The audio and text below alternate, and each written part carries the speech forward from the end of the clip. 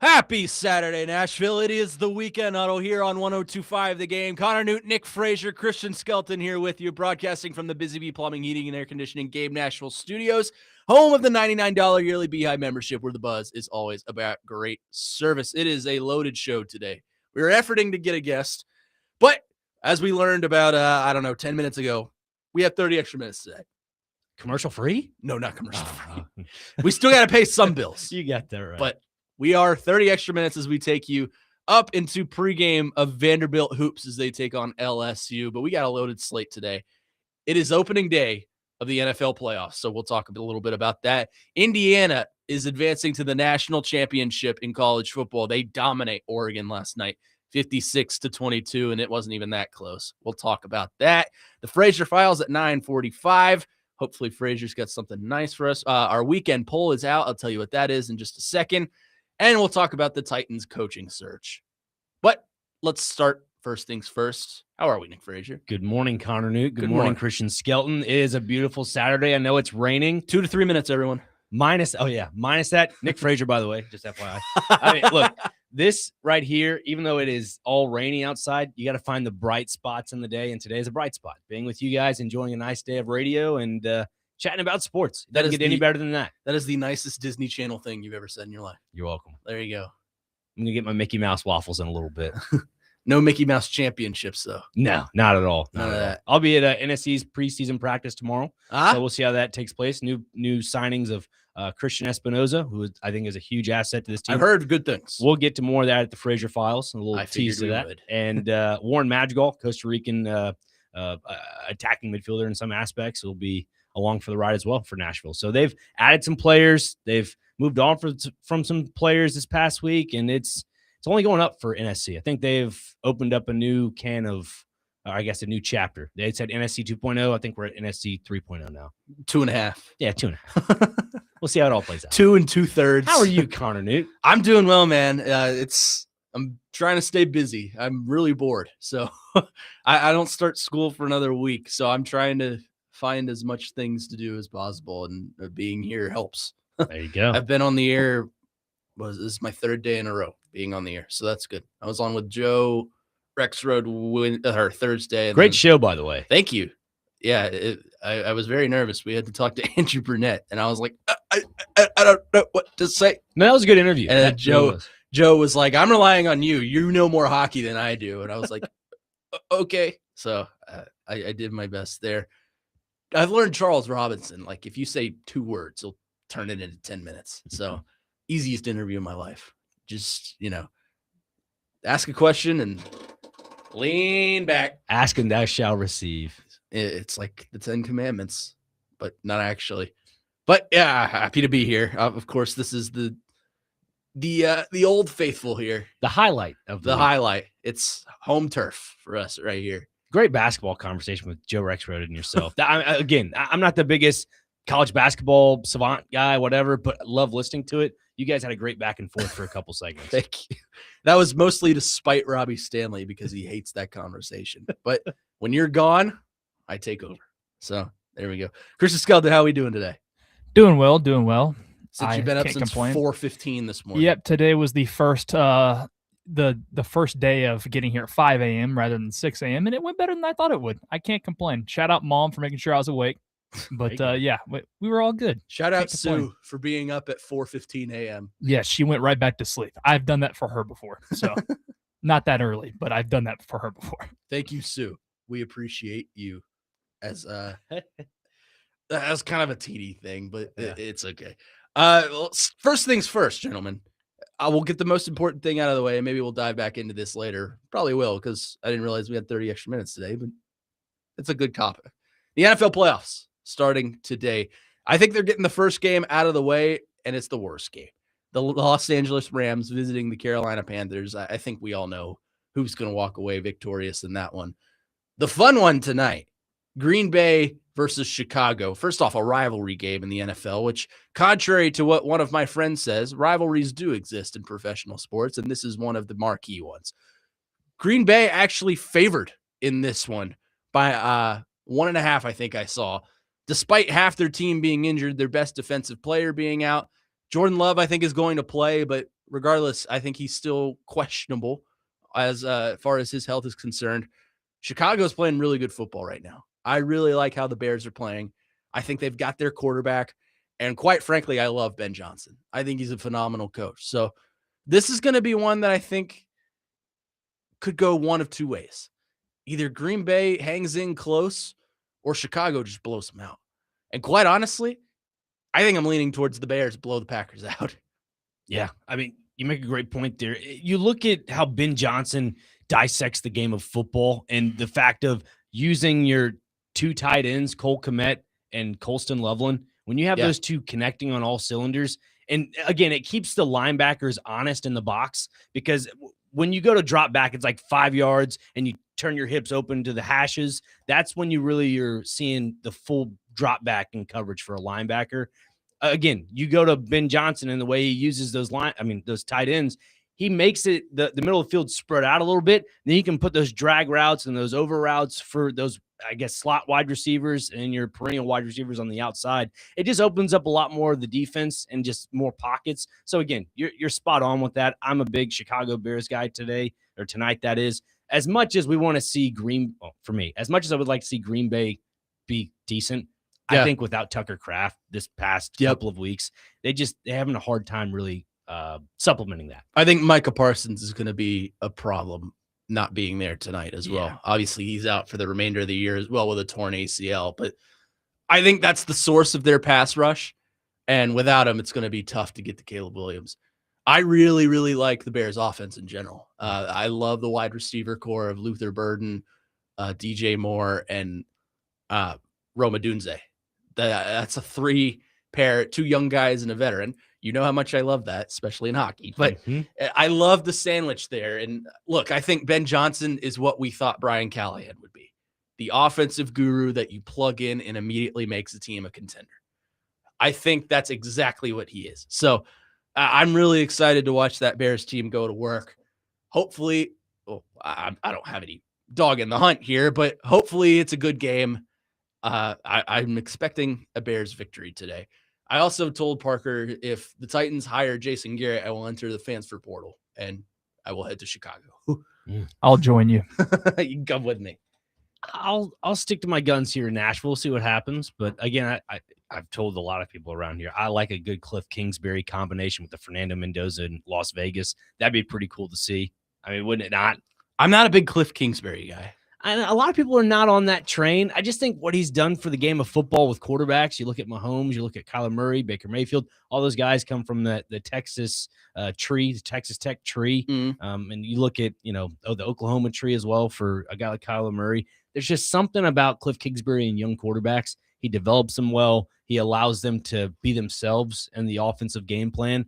I just think if the Raiders were to choose that direction, it would, I'd say, be a win-win. Yeah. I could see them. I feel like they're going to get the young up-and-comer. They just did the established guy with Pete Carroll, and he's probably going to retire, I would think. I think he'll be like maybe he'll get a role as like administrative assistant or something like that. But he's probably going to retire from coaching. I think we're done with him on the sidelines. I think they'll go for the young up-and-comer guy, like maybe a Joe Brady or a Clint Kubiak or someone like that. He interviewed with the Ravens not so long ago. Clint Kubiak did? Yeah. Wow. Virtually. Yeah. Speaking of virtual interviews, did you see who interviewed with the Tampa Bay Buccaneers yesterday virtually? Unbelievable. Brian Callahan. And you know who's really excited about that prospect? Amy Adams-Strunk. Yes, I am. Because that means she's off her dollar. Or he's off her dollar. She's not off her own dollar. Well, I wish she would be, but he's off her dollar. That's one less coach you got to worry about paying. Now you only have to pay 2 instead of 3. And include your GMs with that as well. And include your 2 GMs that you fired and the one you're currently paying, plus whatever Chad Brinker does. So she doesn't want to pay as much as, that was the whole conversation you guys had yesterday on Chase and Joe's. John Harbaugh apparently wants $20 million. She's not going to pay that. I don't know many teams that would pay that. None, in my opinion. None. I think the only team that would really do that is a team out west, the Rams and the Chargers, because they just have that money. Niners, yeah. But they're not going to fire Shanahan. The Chargers aren't going to fire Harbaugh for Harbaugh. That would be pretty funny, actually. The Rams definitely are not going to fire Sean McVay, who I think is the best coach in the NFL. So could you see Arizona signing up for that type of thing. 20 million, you add 10 million to hire a staff because they're in no man's land. Yeah, I think that's why it doesn't make quite much sense to me because obviously he'd implement his own staff. He said he'd like to hire his own GM, which is interesting to me. But I don't know how he could turn that water into wine. They don't have I think they're going to move on from Kyler Murray. The only saving grace they have is you have Marvin Harrison and Trey McBride. Those are probably the only two things that would attract me to that job. But Jake and I had this conversation yesterday, and we can get into more of this later. But the Titans' job, I think, is on the upper echelon of attractive jobs right now. Obviously, we know what number one is. It's the Ravens. I think you could probably put a three-way tie between the Titans, the Raiders, and probably the Falcons. I think those are probably the three that are all – they each have their own things. Like the Titans and the Falcons both think they have their quarterback. Okay, which coach wants to come in and save that? Who was the other one? The Raiders have the option of drafting their quarterback number one overall. That's attractive. And then I think we all know what the worst job is, Miami. Miami doesn't have a quarterback. They're going to move on from Tua Tagovailoa. You're paying Tua and Tyreek Hill, who are both probably not going to be there next year. They don't have a lot of draft capital. They don't have a lot of salary cap money. So what is the point of their franchise right now? I don't know if they can move on from Tua. Obviously, Tua has mentioned that, I'd be cool with a fresh start. But look, if they were to either cut him, it'd be what, $54.6 million, something like that. If they were to trade him, they'd still owe him $45 million. So it's a lot of dead cap money. It's a lose-lose situation for Miami. They sold their souls in a roundabout way. I mean, bringing in Troy Aikman, I think, is a good pull for them because that kind of helps lead the march for their next regime. But as for the quarterback situation, it's almost like they're forced to keep him for another season. Right. They dug their own grave by paying him. Yeah. And I understand it's a, pun intended, next man up kind of thing where you pay the next quarterback if you want to keep him. That's why Trevor Lawrence is making money, although he's playing a lot better lately. Mm-hmm.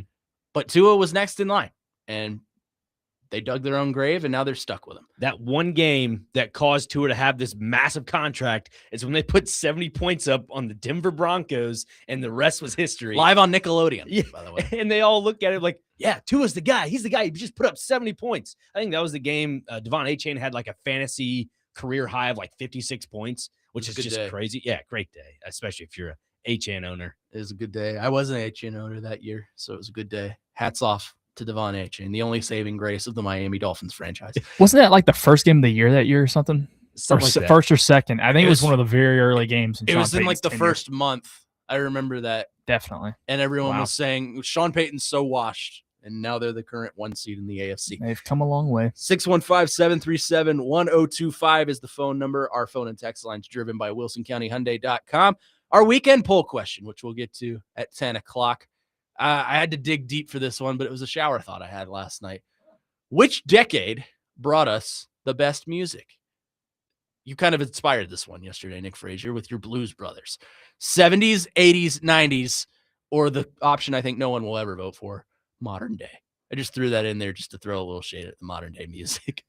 That is our weekend poll question. You can go ahead and vote on that on Twitter. We got a lot of votes already, and it's a hot and heavy race between 3 of the 4. We're good for 11:15, by the way. Oh, okay. There we go. Then I can tease this. Claudio Viola, Nashville Total Sports correspondent Claudio Villalobos will join us at 11:15. Yes, to talk all things Nashville SC. 11:15. Guess we're gonna have to figure out what to do at 11 o'clock. But coming up next, probably the most important thing we can talk about today: the college football playoff. The national championship is set after Indiana dominates Oregon 56-22. What else is there to say about Indiana at this point? And how heavy of a favorite should they be against Miami? We'll get to that coming up next, right here on the Weekend Huddle on 102.5 The Game.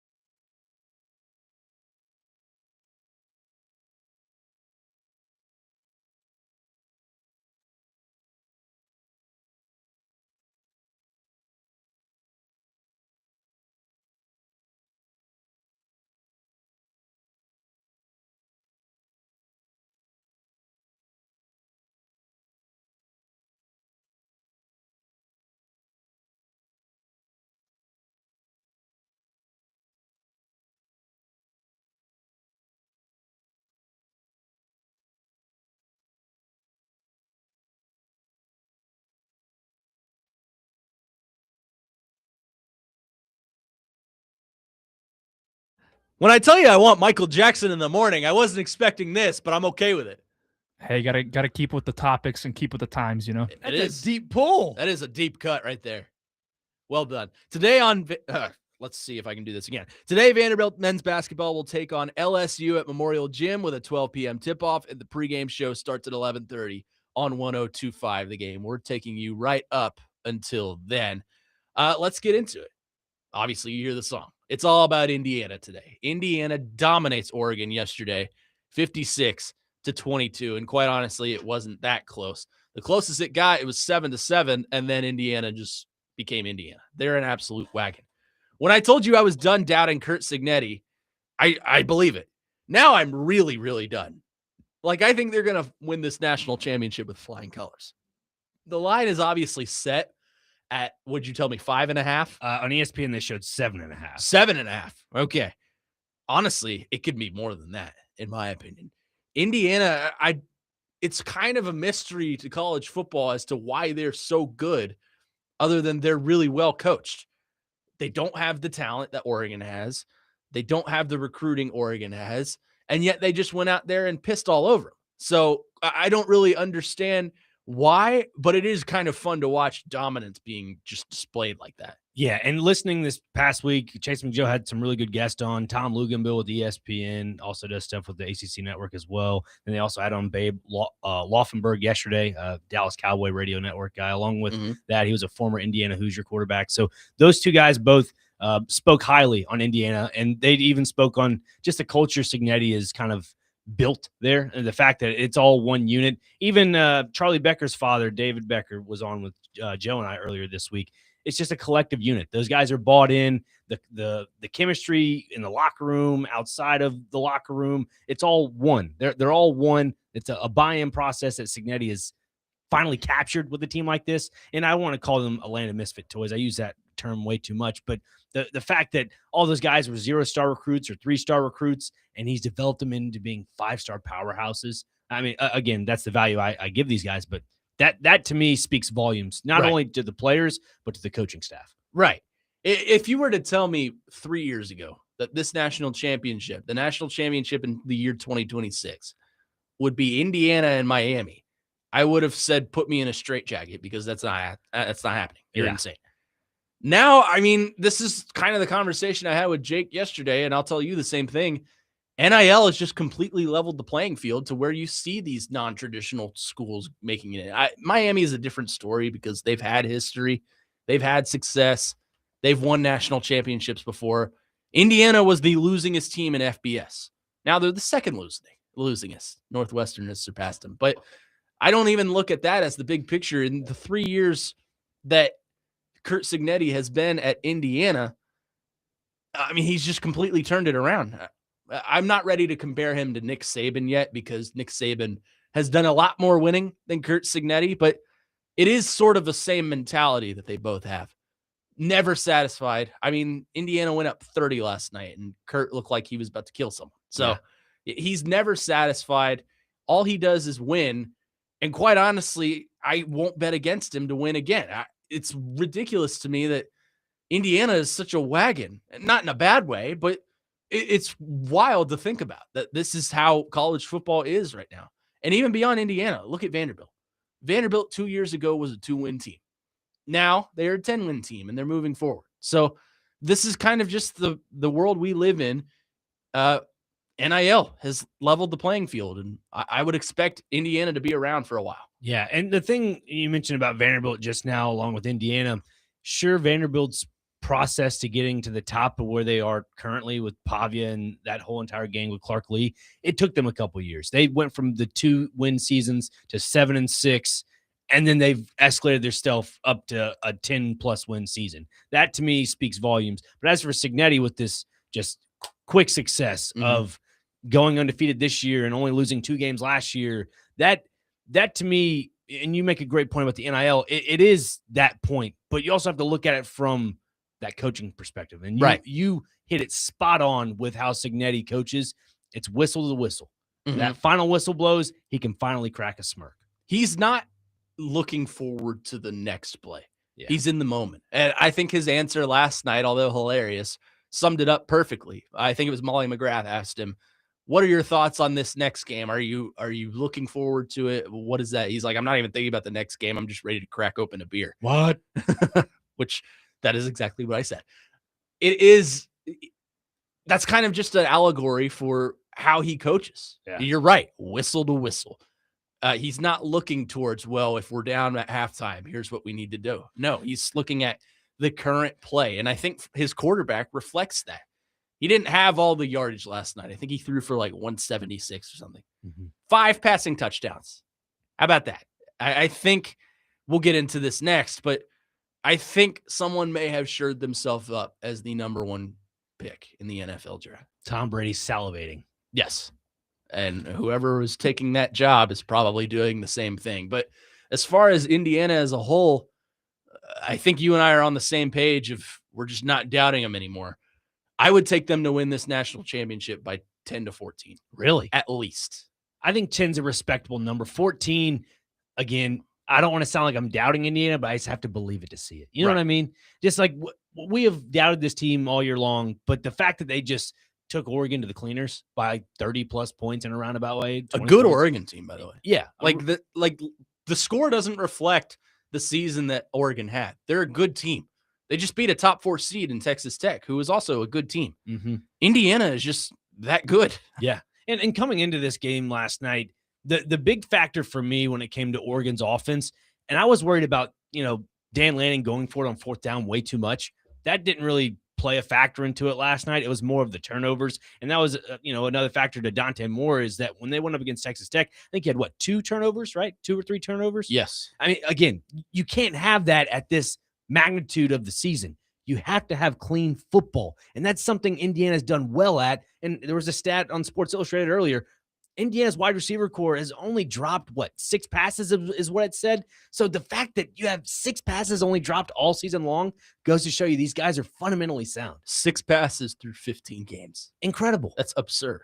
And that's efficiency on offense to know that you can pick and choose your battles. And that's why I think this national championship game is going to be so much fun to watch, is because Miami knows how to control the run game and they can pick and choose 4 to 5 yards here and there.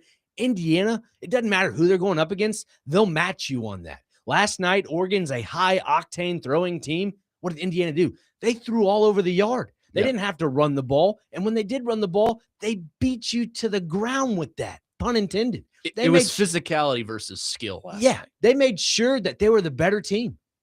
They're a hard-nosed physical football team. I don't think there's any doubting that. Dave on our text line, 615-737-1025, says Miami's at home. If they don't turn the ball over, I think it could be another game like Ole Miss Miami. I still think Indiana probably will win, but I think it's going to be a lot closer than everyone thinks. Of course, it's a home game for Mendoza as well. I don't factor in the home game for Miami as much as other people because it's a national championship. Did you see the sea of red last night in Atlanta? Holy cow. It was a home game for Indiana. So I would imagine that fan base is going to travel well. And quite honestly, Miami doesn't fill up Hard Rock Stadium on a regular season game. So who's to say they're going to do that? I mean, they very well could bring in more masses, but I wouldn't factor it in. Well, just because Miami's playing in Hard Rock, I don't think that completely makes it home territory for Miami. No, it doesn't. They're going to be in road uniforms too. Really, Miami? Yeah. Well, the higher seed. Higher seed. That's right. I will also add, I don't know if y'all have seen the ticket prices, but buddy, is that going to make it harder for them? $4,000. Holy moly. That's like Super Bowl expensive. Excuse me? $4,000? I looked last night just out of curiosity. I think the cheapest I saw was like $3.5K for one ticket. No. I'm like, wow. No. Why? Who would want to pay that? Indiana fans. Miami fans. Indiana fans are crazy. Yeah. I'm learning. As we work with one, he's psychotic, and I think he was there last night. He was indeed. Really? I'll ask him about it today. Okay. But they're psychotic. Yeah. In kind of the good way. I'm not a big Indiana fan because they're a rival. Not necessarily in football, so it's okay. But they're crazy. A healthy psychotic. I mean, they are completely bought in on this program, and rightfully so. It's a wagon. 615-737-1025 is the phone number. Coming up next, did Fernando Mendoza sure himself up as the number 1 pick in the NFL draft? It seemed like it was a battle last night between Mendoza and Moore. And I think one looked a lot better than the other. We'll get to that on the other side. On the Weekend Huddle, Connor Newton, Nick Frazier, Christian Skelton here with you on 102.5 The Game.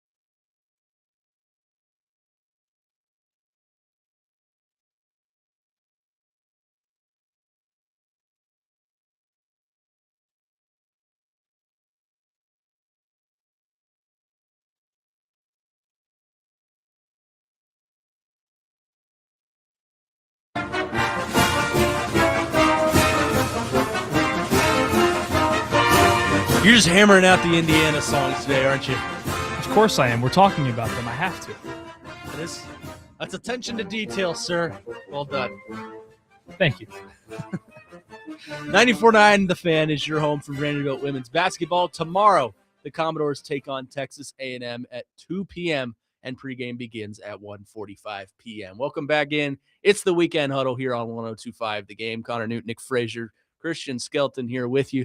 Talking about the college football playoff, Indiana dominates Oregon last night. I lost the score. 56-22. I knew I was going to get there eventually. But the story of the game going in, and I think coming out as well, was this is probably the battle between the top two quarterbacks in this upcoming draft. Who's going to look better than the other?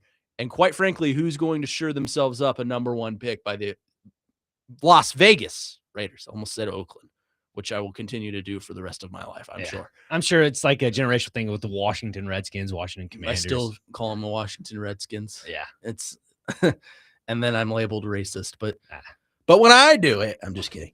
But I think going into this one, that was the story. And during the duration of the game, I thought, wow, Dante Moore looks really, really bad. Mm-hmm. Fernando Mendoza look really, really good. So I think the conclusion I've come to coming out of this one, Fernando Mendoza, I think, has shored himself up as the unanimous number 1 overall pick in the NFL draft. Yeah, and there's no other there's no other quarterback to really compete with that. I mean, I think it was Ty Simpson said he's going to the NFL draft. I would put him at QB number 3. Yeah. I think Trinidad Chambliss will come out now that he's not going back to college. And I think he's a fringe first round, maybe second round pick. But Fernando, I think, is a tier above everyone else. Absolutely. And again, you could credit the Indiana football team as a whole because he is the true, I don't want to call him a systematic quarterback, but that's what it kind of is. Yeah. The fact that you have a solid run game, a solid receiving game with passing and so forth, and your offensive line is what helps complement your play. And the fact that you could plug him into any offense and he'll be just fine, that's the true compliment to Fernando Mendoza's play. This is kind of the fun part in college football as well, is heroes are made very quickly. Mm-hmm. Fernando Mendoza out of Cal was not, this highly touted prospect. In fact, he wasn't on most NFL draft boards heading into this year. Then he has the season he has. He wins the Heisman Trophy. He's going to the national championship and playing for probably a top 3 coach in the nation right now. So it's kind of ridiculous to think how this was made, but Fernando Mendoza, I think, is the top prospect. I mean, he threw for about 176, but he had 5 passing touchdowns. And that offense doesn't move the way it does without him. So I think he's not my favorite prospect of all time. In fact, I think the quarterback taken number 1 overall last year is probably a better prospect than Fernando Mendoza. But I think Tom Brady is looking at this and, like you said, salivating. Yeah, this is a guy he likes because I think he reminds him a little bit of himself, a guy that's kind of flown under the radar his entire collegiate career. And obviously they're not going to be drafted relatively near each other, but Fernando Mendoza has been an underdog his entire career. Now, I still think he's kind of an underdog. You still play for Indiana, who is the second losingest team in FBS history. So I think Brady kind of sees some of that. And I'm not saying Brady is making the pick, but he's going to have some say. Huge influence. He's a minority owner? Yep. Okay. Yeah. So he's got some influence in that. And I think that's probably going to shore yourself up the number 1 pick. Yeah, and you got to remember, too, with Tom Brady's situation with the Raiders, he's obviously still on the Fox broadcast, but you're incorporating yourself into an organization that has been bad for the last, 10 to 15 years in a roundabout way? Mm-hmm. I would say 10 to 15, maybe the last 5 to 10. Let's put it that way. Brady and that organization, he's going to turn it around. I think so. I think anything he touches turns to gold. I don't want to call him the Nick Saban of the NFL, but it just seems like everything he touches turns to gold. The profit ROI just goes all the way up through the roof. So the fact that you have a guy in Fernando Mendoza can, pick something off his brain, like, hey, what should I do here? What should I do there? And to the similarity point, what you mentioned about Mendoza and Brady, to me, they have that little quirky factor. You know what I'm talking about? They're both a little awkward. But again, I think that's how you have to be in the sport of football. You have to be wired differently. Kind of like the Kurt Signettis of the world, whistle to whistle. I think Mendoza's the same way, in between the hashes. Goal line to goal line. I think that's kind of how he's wired a little bit. But I think his quirkiness makes him likable. Yeah. Like, he's hilarious. I was listening to his interview last night, and just the way, he always puts God first, which I really appreciate. But he's very honest, and he's all team first guy. He's not one to take the shine, which I think, the other Heisman quarterback that was in contention probably would have been. No offense to Vanderbilt fans, but yeah. Dave on our text line says Mendoza has 36 touchdowns, 6 interceptions, over 3,000 yards, 72% completion rate, almost at 90% QBR. He was the number 1 pick before he won the Heisman. Yeah, I agree. But that was the whole storyline coming into this game. If you watch SportsCenter, if you listen to us, if you listen to ESPN radio, a lot of the narrative was these are the 2 top quarterbacks in the draft coming out. Who's going to look better? Could Dante Moore possibly jump Fernando Mendoza as the number 1 pick? And Dante Moore turned the ball over 4 times. So he didn't look good at all to me. He looked scared, quite frankly, in the moment. He wasn't moving through his motions. Fernando Mendoza just looks calm and composed, and he does every single game, no matter who they're playing. Kind of like his coach. So I think we can put that debate to rest. Fernando Mendoza is going to be your number 1 overall pick Yeah. On the flip side of things, you mentioned Ty Simpson was that number 3 quarterback on the NFL draft board. I'm not sure who the number 2 is for you, but I think it was more, but okay, not anymore. Pun intended. I think Simpson may have jumped him. Okay. But it would not surprise me if the team that's drafting, the New York Jets, completely fumbles this one. It's possible. The one quarterback I wanted to bring up to you, obviously last season didn't go as planned for a guy like Carson Beck. Ends up transferring to Miami, and it was probably the top quarterback going into the preseason as like a number 1 overall favorite, and then drops off everybody's board. Now has kind of resurged himself as I wouldn't say a perennial quarterback, but one of the top options in some aspects. Well, what do you think about him? I think he'll make a fine backup in the NFL. As far as his draft stock, I think he'd be a fine late day 2, early day 3 pick. He reminds me of a Quinn Ewers. That's in fair. terms of NFL prospects. Fine college quarterback, got the job done when needed to or didn't. But he just doesn't scream NFL quarterback to me, which is weird to say, all right? Because Carson Beck a year ago or 2 years ago was seen as the number 1 overall pick heading into the season. And then he had just a monstrous season in a bad way. Mm-hmm. Couldn't keep control of the ball. Looked bad, got hurt in the middle of the season, and transfers to Miami for his 7th year of eligibility, which is a crazy stat. Did you hear this? Carson Beck's first year of college, Malachi Toney was 11 years old. Oh, my. Did not think about that one. That's crazy. He is currently 17. He should be in high school. But it's the world of college football, man. College football today. Whenever Fowler said that, I was like, is he right? I had to like go back and I was like, is he sure it's been literally 7 years? Because I still think of Carson Beck as almost like a junior or senior. I do too. He didn't play. He sat the bench at Georgia for a couple of years because of Stetson, obviously. So I don't even think of him as being that old, but obviously he is. Yeah, it is weird. But in terms of his NFL stock, I just can't see it. Like Quinn Ewers, I think, may get the nod at Miami this year just because they do not want to play Tua.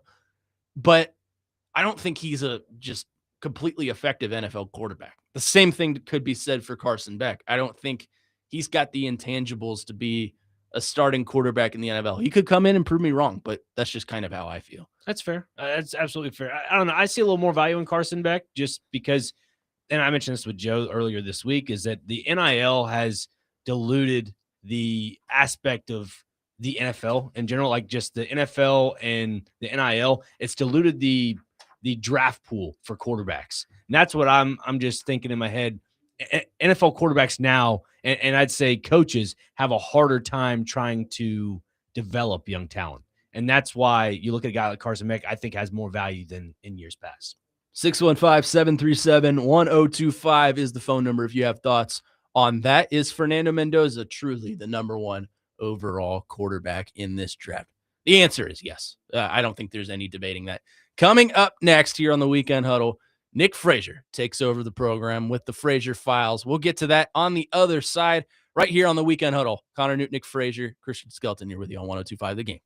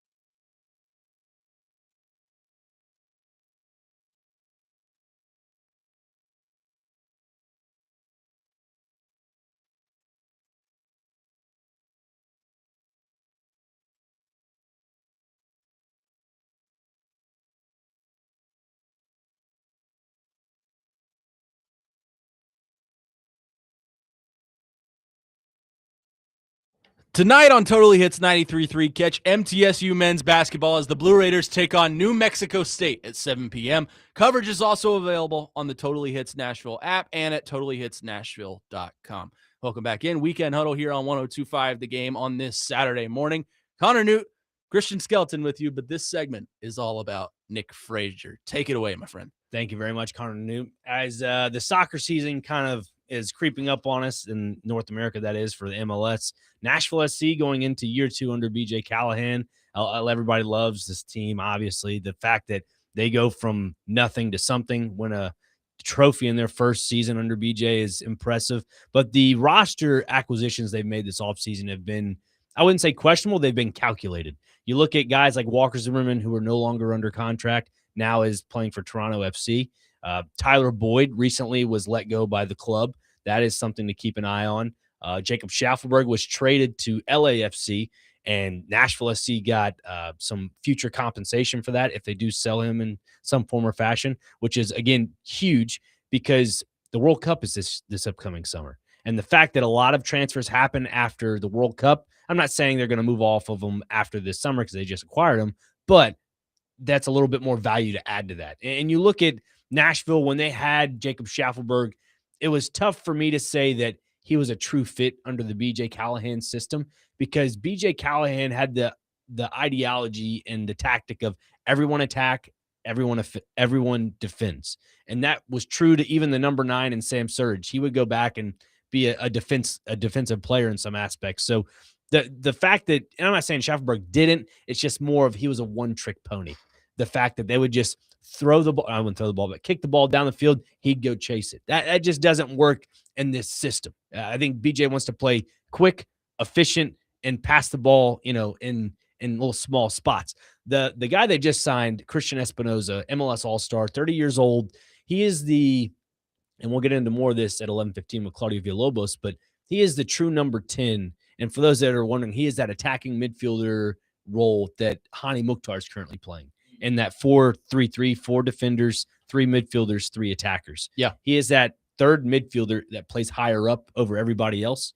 And I think that's what Nashville's been wanting out of Hani. And I don't think Hani was able to fully, I'd say, flourish in that role. Don't get me wrong. He was MLS MVP a few years back, Golden Boot winner, all that stuff. But as Hani ages, I think he's more of again, I'm using the word calculated, in where he positions himself on the field.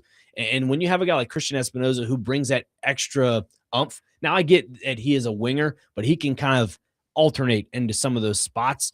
Again, you move off of Schaffelberg, you're going to have to try to supplement that with your roster right now. I think Espinoza is that filling guy there. So he's like a Ryan O'Reilly of sorts. Yeah. Like he's like a center, but he can play on the outside as well. Correct. Okay. Correct. And that's another aspect to BJ Callahan's roster construction. And you got to give credit to Mike Jacobs when saying this.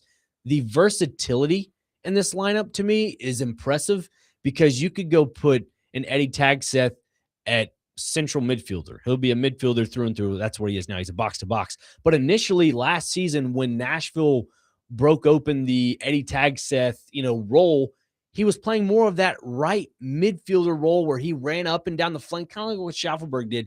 It didn't really fit him. And I think BJ understood that to the point where, we have to incorporate him more into the centralize of the midfield, and he can dish off passes, help out some runs into the attacking third. I think that's something that you have to learn with the chemistry of this team. And with the acquisitions of Maxwell Wozelinski, the center back from the Norwegian Premier League, that is another player that you can add into the defensive role. And Jason Palacios, who was here last season, a tall, stocky, quick, muscular defender. I thought you were going to say tall, dark, and handsome. Well, that too. But the fact that you can use that guy along and pair him with Maxwell Wozelinski, who is, I'd say, not the spit image of him, but in playing type, but he is a quicker, aggressive, and just that's how Nashville wants to play. They want to play quick, aggressive soccer that is able to, create more goals, more chances on goal. And that's something BJ wanted to do last year, was create more chances on goal. The biggest addition for Maxwell Wozelinski in this lineup, I think, is set pieces. You go and play, I'd say Inter Miami, and your chances are limited when you go into the attack. But you get a corner kick or a free kick. You have 2 center backs that are able to put the head on the ball, and they're able to put another opportunity on the net. Whereas when you had it with Walker Zimmerman and Jason Palacios, it was almost like you were just one defender high, meaning you were only able to use Jason Palacios in the attack, and Walker Zimmerman would have to stay back on defense because of his stamina and his speed and his age. Now you have that with Palacios and Wozelinski, where they both can be in the attack. And when they're both in the attack, they both can come back as a unit and play defense. So that's something that's a big positive for Nashville. They also bring back Andy Nahar, who was an MLS All-Star last season. Again, a fantastic player. I think that's somebody they can lean on this year. A lot of their attacking chances went through the right flank of the pitch, the field, that is. A lot of the stuff this year you hope can even out on the left side of the ball with Daniel Lovitz. If they can do that, that's something that will be less predictable in attacking chances and creating opportunities on goal. Because if they can spread it out evenly, that is a good factor. And look, if they even put Christian Espinoza as the left winger and somehow incorporate Alex Muyl into the right winger position and how they, formulate their formations, that's great because it balances it out. You have the attacking right back of Andy Nahar. Then you also have Christian Espinoza, who can drop into that midfield role, act as a fourth midfielder when you're cycling the ball in the attacking third. So that's something to look into there. It seems like, based on the information I'm gathering here from you, this is a lot different of a Nashville SC team. Whereas in years past, it was kind of Hani Mukhtar against the world. Yes. Now it's we're a little more well-balanced. Sam Surridge is on the team. Daniel Lovitz. You've got a lot of guys that are capable of getting to the goal a lot more easily, which is good. It means you can spread the wealth. It means you have a lot more well-balanced of a team. And quite frankly, I think you need that to compete with Miami or LAFC or these teams that are at the top of the league that are, dominating, for lack of a better term. So I think that's good if you're keeping up with Nashville SC. And I think that'll be a lot of fun to go watch. Go down to Geodis Park and see. I will definitely be getting out to some games this summer. So that'll be a lot of fun. Yeah, and if you look at a lot of the games last season for Nashville SC, when they went up against teams like the expansion team of San Diego FC, you look at games against Inter Miami, LAFC. I mean, they had a really good stint against Philadelphia. They swept them last season in all those competitions and all the games they've played them against, which is impressive because they're a top-tier, team in the Eastern Conference. But those other teams I mentioned, they couldn't seem to really get over the hump with those teams. And meaning they didn't have that X-factor player that could get them over the hump. Like last year, they had Gaston Brugman on a one-year deal. He's no longer with the club. And that, again, you look at Christian Espinoza, he is a player I would say is the current version of Gaston Brugman, an improved version of Gaston Brugman, because that's another guy that I think helped out this club last season. They picked and choose certain things, like last year when they played Chattanooga FC in the U.S. Open Cup first round. They put Gaston Brugman in that attacking midfielder role as that 10. He was able to facilitate passes into key spaces on the field. Now when you have Espinoza, he can do that at a quicker and more efficient pace, if that makes sense. And to Espinoza's point as well, having him on the field, I think he led the MLS last season in key passes, meaning that's kind of what you need with the Nashville club. And let me not forget about Matthew Corcoran, an 18-year-old, I think he's going to be now 19, that played for the U.S. U20s international club or team, that is, for the national team. And you're getting international experience at that young age, and you're playing with the top-tier MLS club in Nashville SC. That is huge for not only the current roster, but the development of the future for this club. And that's something BJ Callahan has expressed a lot as well, is that he wants to make sure the youth is growing as well along with the vet players. And to grab all these players in and bring them in to, be with Hani Mukhtar and Sam Surridge, I look at it as help. Because those guys, like you said, it was Hani Mukhtar versus the world. You now have these other players around them where you can have a complete team. And you can actually win more championships. Which is how you win. Exactly. Not even despite, no matter the sport, you got to have depth. Depth is the key thing, and it looks like Nashville SC is building that. So. Yeah, and they brought in a Costa Rican forward as well. I was just about to ask you about that. Yeah, Warren Madrigal. A lot of his minutes, again, a lot of people look at his stats. Those are his career stats. The 29 goals, those are his career stats. He got a lot of his minutes in Valencia B, which is the second team in Spain for Valencia. So if you're getting a lot of European numbers and experiences that way, that's huge. And again, no discredit to the Costa Rican, soccer league. But if you're not a part of Saprissa and the other top team in the area, you're not really a top tier player. So the fact that he was on loan, meaning he was owned by Saprissa, but then was loaned out to Spain for Valencia B, the fact that you're getting that key experience and the way you're able to facilitate the ball goes to show you that he's ready for MLS play. And again, you grab young players in soccer, and if they turn out to be really, really good, your return of investment is fantastic, because then you could do what you did with Jacob Schaffelberg. You go grab him for $300,000 from Toronto FC, and then you go sell him for a $500,000 in 2026, $500,000 in 2027. You get a total of $1 million in general allocation money, and then you get a percentage on top of that. And if that's they were to sell him. You can invest that into your roster, correct? Exactly. And again, you got to give credit where credit is due, and that's Mike Jacobs. Everybody kind of knocked him early on in his tenure with Nashville when Gary Smith was here, because it was almost like the roster was limited to what they could do. Now under BJ Callahan, you see the success of winning. You can now, I'd say it's easier to finagle the roster construction and build on that. And again, you got to give credit to both of those guys, because they're seeing eye to eye with the direction of this club. So kudos to Nashville SC and their recent signings. I'll be there tomorrow to see what this team kind of looks like preseason wise and get a little more information on BJ in the offseason. Sure. Yeah. It's an exciting time.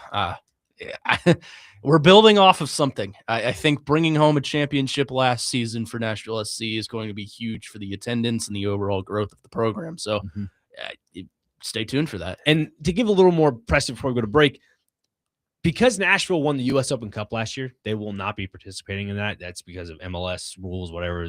They just U.S. Open Cup's having a hard time figuring their stuff out, right? Nashville is now qualified for the CONCACAF Champions Cup, the Leagues Cup, and now they'll be playing, obviously, in their MLS League Championship. The UEFA Champions League. I'm just kidding. I mean, that's essentially what it is, the North American version of it, the CONCACAF Champions Cup. So the fact that you're in two more competitions this year, if you're a Nashville SC fan, I'd say an average Joe Nashville SC fan, don't expect them to win both of those. Just hopefully have aspirations to win something or get close to something. But just keep that in mind. Yes, they won something last year.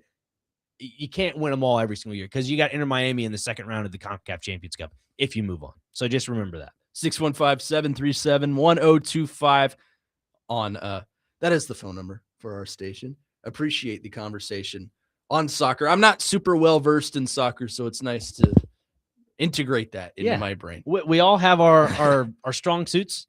Soccer seems to be one of them for me. Basketball is one for you, so which is all good. I'll tell you something I am well versed in, and that is music. We will discuss the results of our weekend poll coming up next. You still have a little bit more time to vote. Which decade brought us the best music? 70s, 80s, 90s, or modern? And I'll tell you right now, no one has voted for modern, which is hilarious. We'll get to the results of that coming up next right here on the Weekend Huddle. Connor Newton, Nick Frazier, Christian Skelton, you're with you on 102.5 The Game.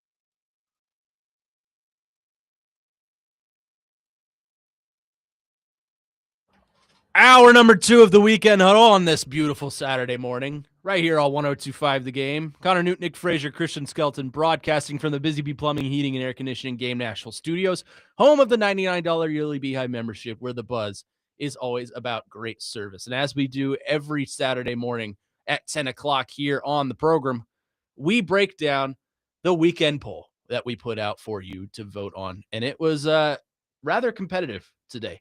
Our question today: which decade brought us the best music? And you have about 20 seconds to go vote if you want to still vote. But the results, I would say, are mostly in. Your options were 70s, 80s, 90s, or modern. I'll go ahead and tell you absolutely no one voted for the modern era, which is good. We appreciate that. So it is between 70s, 80s, and 90s. 50% of people voted for the 1980s. The other, and it has gone final. The 80s win with 52.2% of voters. In second place, the 90s, 30.4%. And in third, the 70s with 17.4% of voters. I agree. The 80s are where it's at. Yeah. I am an old man when it comes to music. I know we come on Fridays with Jake and we do White Girl Friday, and it's all like 2010 to modern era stuff, which is fun. That's more of a joke to mess with them because it's funny and they hate it and it's hilarious. But on my rotation, it is primarily 80s and 90s music. Yeah. And they're all so different. The 80s, I think, brings the best vibes, but like early 90s grunge is incredible if you're in the right mood for it.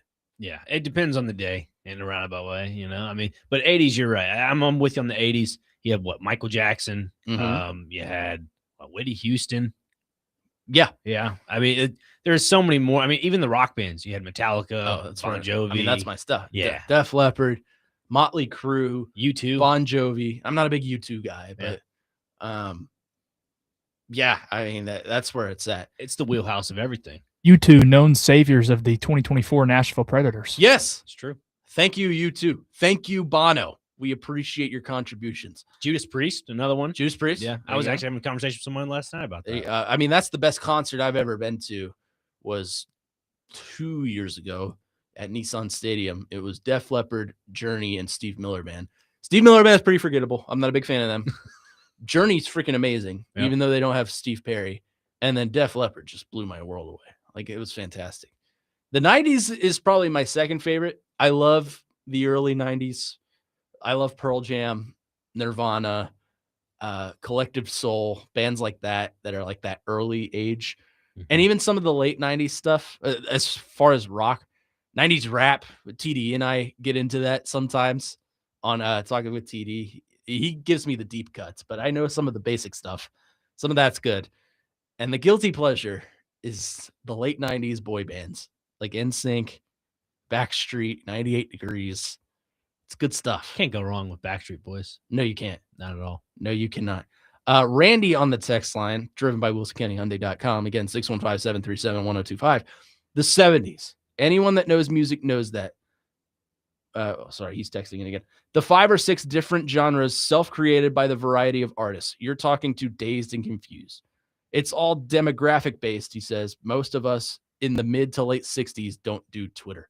I don't really know it. I think he's talking about voting for, I think that's what it is, because the vote was on Twitter. Oh, yeah. Well, I'm sorry. That's okay. But I take your vote into heavy consideration, Randy. Text line still counts. Let's see. 8586 says U2, known to be forced into every iPhone roughly a decade ago. I do remember that. Their free album. Their free album, when you bought a new iPhone, it was forced into the iPhone. I think it's still that way. I don't have it, but yeah, well, I think they had a deal with Apple. Yeah.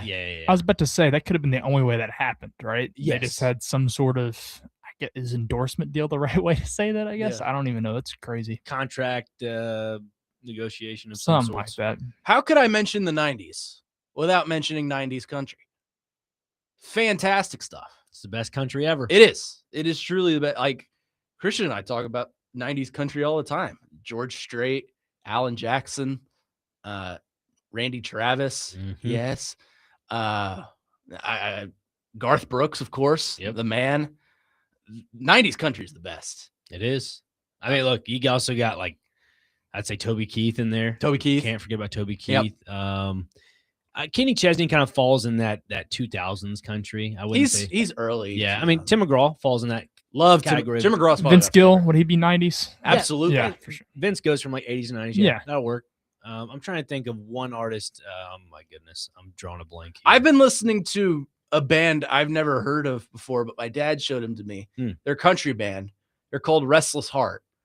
They're really good. I'll have Christian play it coming back. He might actually like it, but it's good stuff. If anyone knows Restless Heart, text in. But you would like it, Frazier. It's good stuff.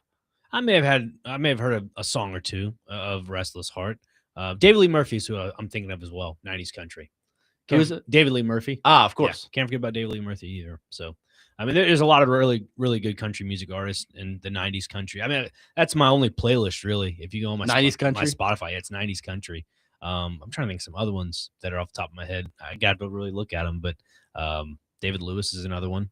So, I mean, it could go. The list goes on and on and on. Yeah, I mean, you know whose favorite is 90s country? Our boss. Oh yeah, he's all about it. Charles. I hear him singing Watermelon Crawl every once in a while. Just randomly. Yeah. Oh man. I mean, we haven't spent too much time on the 70s. There's good stuff there too. I look at it this way, and we go from 70s, 80s, 90s into modern music. I think 70s set the foundation. 80s kind of did their own little twist to 70s and really built their own genre off of that. And then 90s kind of did the same thing almost. And then the 2000s and on is just the rendition of 70s, 80s, and 90s. And now it's all crap. Yeah. Most of it. Some of it is really good. Then you have the lawsuits of like Dua Lipa and Kesha and all that, where they, That's why I like Bruno Mars so much. Yeah. Is because he takes some of this old style of R&B from the 90s and even as far back as the 70s and modernizes it. And it sounds it's so traditional, but it sounds really good. So that's some of the stuff I like. We're getting a lot of 90s country artists being texted. Charlie Daniels. Yep. Trace Atkins, Montgomery Gentry. Yep. His nephew, I believe, is Dylan Carmichael. He's a current country music artist now. My mom is now texting in. What about female 90s country? I mean, Shania. Yeah, Shania Twain. Shania is amazing. Gretchen Wilson. Yep. There are a handful of them. I have to really think and go back in my brain a little bit. Like the catalog go back. It's crazy how many all three of us could name. Like that just shows you how deep that catalog is. Yeah, Faith Hill. I mean, look, if I listen to their music, it'll pop up, but I'll look up online real quick. I mean, Miranda was more early 2000s when she got started. But yeah. Jody Messina. Yeah. She's been on Celebrity Birthdays. Dolly. Dolly transcends all of these. Yeah. She's all over the place. Let's go like with the 1950s. Minnie Pearl. Yeah, you could go that way. Martina McBride. There you go. Reba. Yep. Gotta go with Reba. Tanya Tucker. Yep. Delta Dawn. Yep. Everyone knows that song is a hype up song before you do anything related to college football. Lori Morgan. That's true. There you go. Yep. Faith Hill. Yeah. Did I already say Faith Hill? You did. It's all right. That's all right. It works. That's a story my dad will give me sometimes. He umpires. So yeah, he's like back in 19 or maybe it's like the early 2000s. He was like, I was in a suite one time with Tim McGraw, Faith Hill, Steve McNair, Pac-Man Jones, and there was one more. Maybe D-Mace. Really? What a collective of a group there. It's a weird collective. Yeah. But Pac-Man Jones of all people. Oh, I know. It might have been David Legwan. Oh, yeah, that's definitely out of left field there. Holy cow. Original Pred. Yeah, you're right. And Robbie Stanley's most hated Predator of all time for some reason. What? I did not know that. It's such a random hatred. Yeah. Now my mom's just blowing me up. Dixie Chicks. Yeah. I mean, you can't go wrong with Dixie Chicks. They've got some good stuff. Yeah. I mean, were they the ones that did Traveling Soldier? A rendition of it. Yes. Yeah. That's an old song. Yeah. I know Cody Johnson kind of made that famous as of recent. Yeah. It's a rendition of it. They did the original rendition. 615-737-1025. We'll continue to take your thoughts. What is the best musical era? It quickly devolved into who's the best 90s country artist. Again, we're in the Bible Belt. We're in the mecca of country music. Yeah, this is the mecca of country music. Nashville, Tennessee. Why not? 90s country runs everybody's fuel in their car. Billy Ray Cyrus. Yeah, you could that one song, which annoys me to death. But yeah, it's okay. Tim McGraw is my guy. But who's yours? 615-737-1025 is the phone number. When we come back, we'll get into the Titans head coaching search. Titans are wrapping up a week of interviews. They've got some today, I believe. But knowing what we know, who's been interviewed, who do you think fits the system the best? We'll get to that on the other side. Connor Newton, Nick Frazier, Christian Skelton here with you on this beautiful Saturday morning, even though it's raining outside, on 102.5 The Game.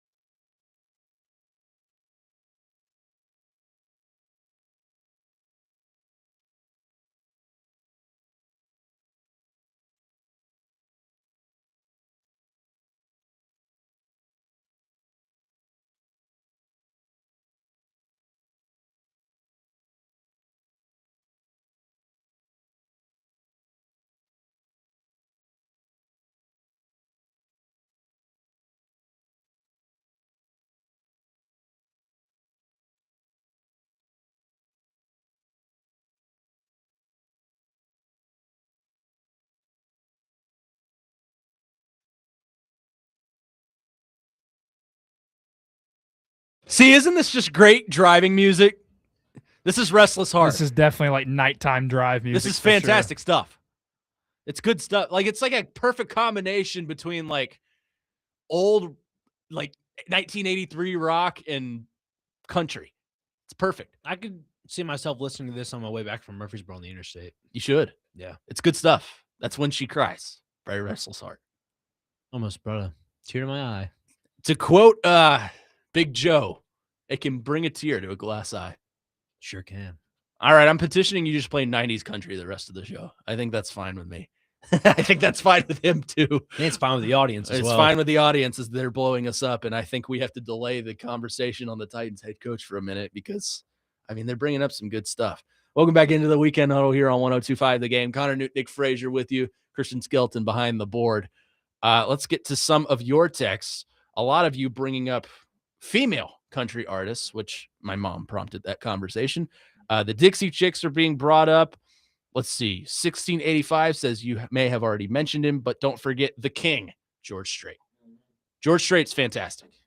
One of my favorites. One of my favorites of all time, not just that era. Yeah, no, I agree. He's definitely. I think we've had this conversation before. Maybe you haven't, but you and I have with Chase. George Strait needs to be the last concert in Nissan Stadium. I think it's going to be Alan Jackson. Is it? I think that. Because he's on his farewell tour, isn't he? It's his very last ever concert, and I think that is the last one of Nissan Stadium. I could be wrong. Who should be the first in the new Nissan Stadium? Yeah, that's tough. I think the king of country music right now, I know Morgan Wallen takes the charts of like pop country. It's Wallen right now. But Cody Johnson and Luke Combs, I think, are the two that are traditional country. Bingo. I think you need true traditional country right now. That could probably be, I think it should be a headliner of like 3 people. Like maybe like I'm not a big Riley Green guy anymore. I'm not either. But yeah, definitely Cody Johnson. I would like to see Marcus King on the lineup. I like him. Marcus King does a really good job. I don't know if y'all saw the Kennedy Center tribute to Beth. That's the Trump Kennedy Center tribute. Thank you very much. Sorry about that. The Marcus King did a rendition of Beth, which I thought was incredible. And I was, again, funny enough, was talking about this last night with a family friend of mine. It's like, he was a big Kiss fan. I'm like, man, you got to watch that. Marcus King did a really good job with it. I'm not a huge Kiss fan. They've got some stuff that I think is too good not to pass up. But right, like I don't know the deep cuts. Yeah. Well, funny enough, Beth was a deep cut. There was an A side and a B side of vinyl. Shout out to Greg for this, a family friend, talking about it. Detroit Rock City's vinyl that it was on the A side. It was the one that was going popular. Then flip it over on the B side. Those are the ones that are kind of the throwaway songs, whatever. But Beth was on the B side, and it became one of the most popular songs of their collection. I'm mad at you. How have you not brought this guy up? Willie Nelson. Oh, yeah. Well, Willie Nelson transcended country music a little bit. He started in the early 70s and worked his way all the way through to modern country. He's 90-something years old now, but was real popular in the 90s and the 80s, obviously. You got to, work his way through. But, yeah, no, Willie Nelson for sure. John on our text line says grunge is the best era. We talked a little bit about grunge. I love grunge. Yeah.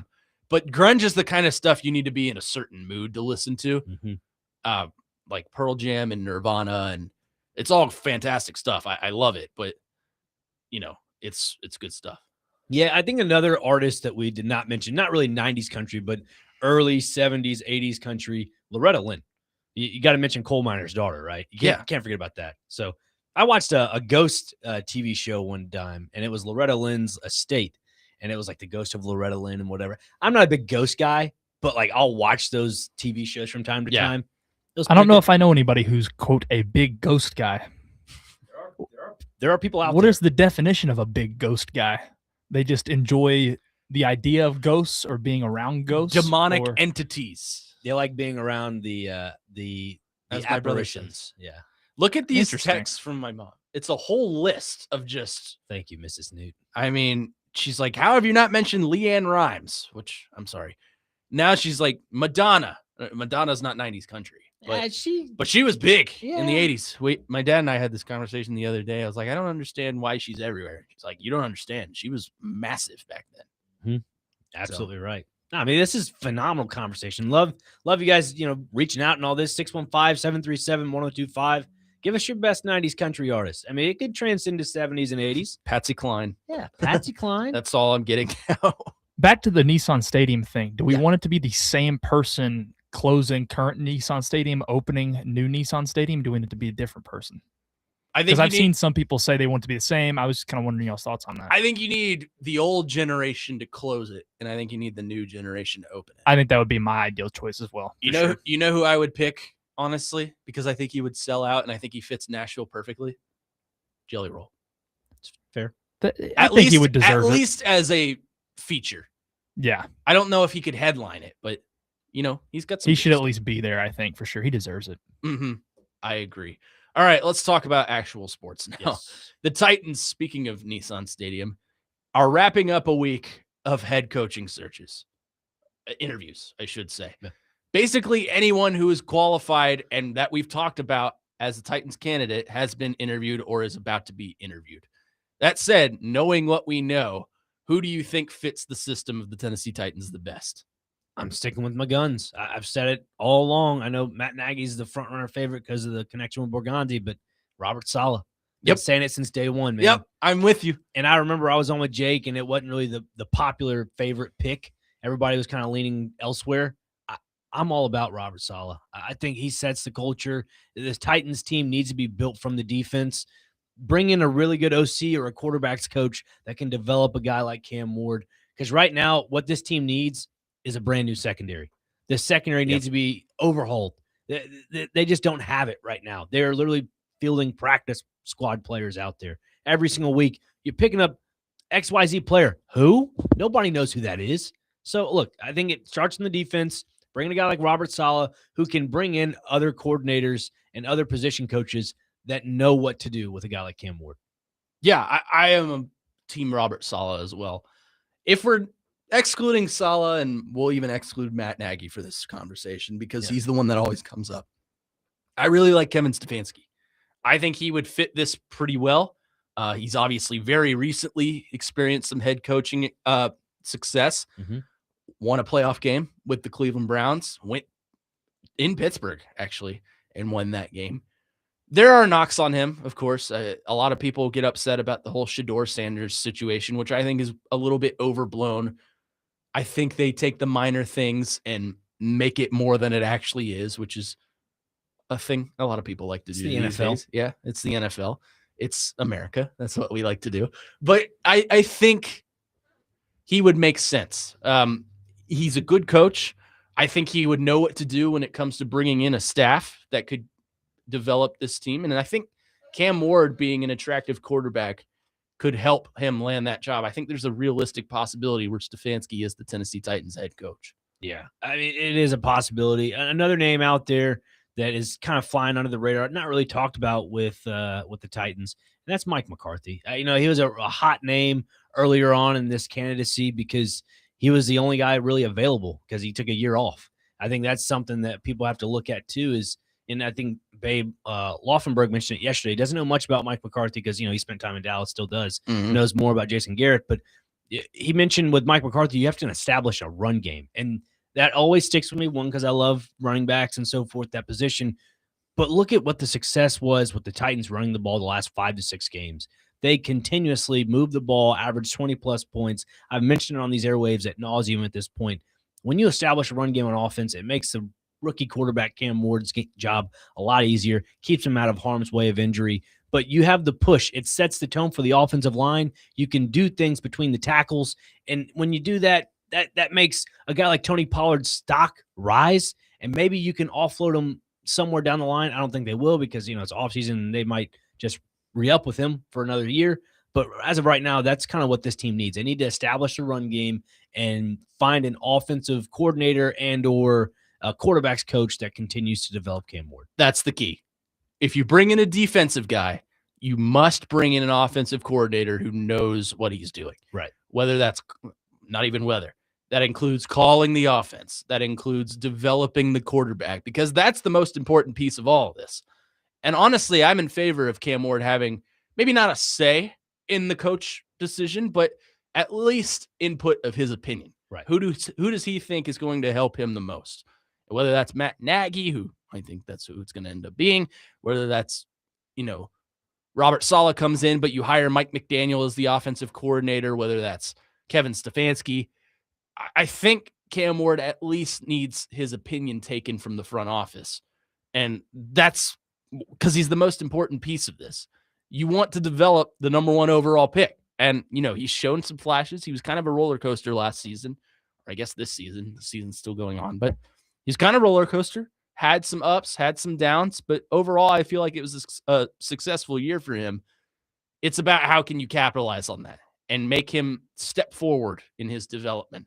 That's why this coaching search is so important, because if you get it wrong, you lose your GM, you lose that coach, and quite honestly, you throw a wrench in the plans of your quarterback. So this is a very, very important coaching search. And you mentioned Mike McDaniel. My only pushback on a Mike McDaniel type hire, especially him in general, is we saw it under Tua. I don't know if it's more on Tua's shoulders or it's on McDaniel's play calling shoulders, but the decision making, and again, when I say decision making, it kind of leans towards Tua's decisions on the field, but the decision making of certain passes or certain plays, it became in question. And again, I don't want to say McDaniel was kind of bailed out when it came to guys like Tyreek Hill and Devon Achane, but those guys are top end speed. You give them the ball 5 yards behind the line of scrimmage, they're going to turn that 5-yard loss into a 15-yard gain because they're just that quick.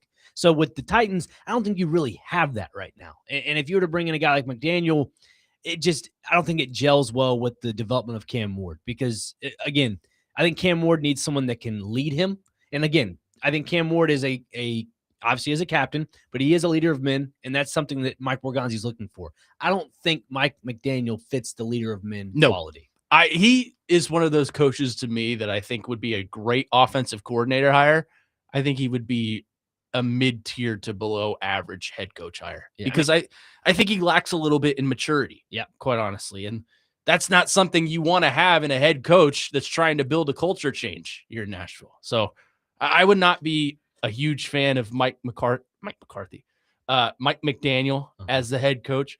Mike McCarthy, I wouldn't be a huge fan of either, but I think that's the safest hire you could possibly make. And I think it'll get you surface level. I don't think it'll get you anything beyond that. And a name I think that's dwindling off this list is Arthur Smith. Yes. And I think something people should put into factor, it was Aaron Rodgers after the Baltimore game when he said his headset wasn't working and he just had to just go off the top of his head what plays would really work. And I'm not knocking Arthur Smith for that because he has no control over the technology, but there should be a play call set to where in the last 2 minutes of the game, what plays are you calling? And nonetheless, Rodgers had been in this situation before, so he kind of knew what to do.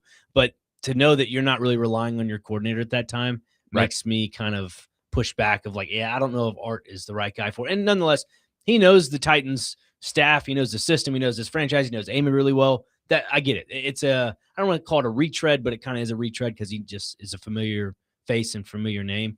But I don't know if he really fits the mold of right now. 615-737-1025 is the phone number. At this point, I think I need to just pull up a list of the top 90s country artists. We'll get to that at some point. But coming up next, we'll talk about who would the worst case scenario be. Not named Jason Garrett. We're excluding Jason Garrett from this conversation. Before we go to break, Ian Rappaport has said the Titans are interviewing former Browns coach Kevin Stefanski in person today. Let's go. That's big news. In person right there. We'll talk a little bit about that. And also, who is the worst case scenario hire for the Tennessee Titans? All that coming up next on the other side right here on the Weekend Huddle. Connor Newton, Nick Frazier, Christian Skelton here with you on 102.5 The Game.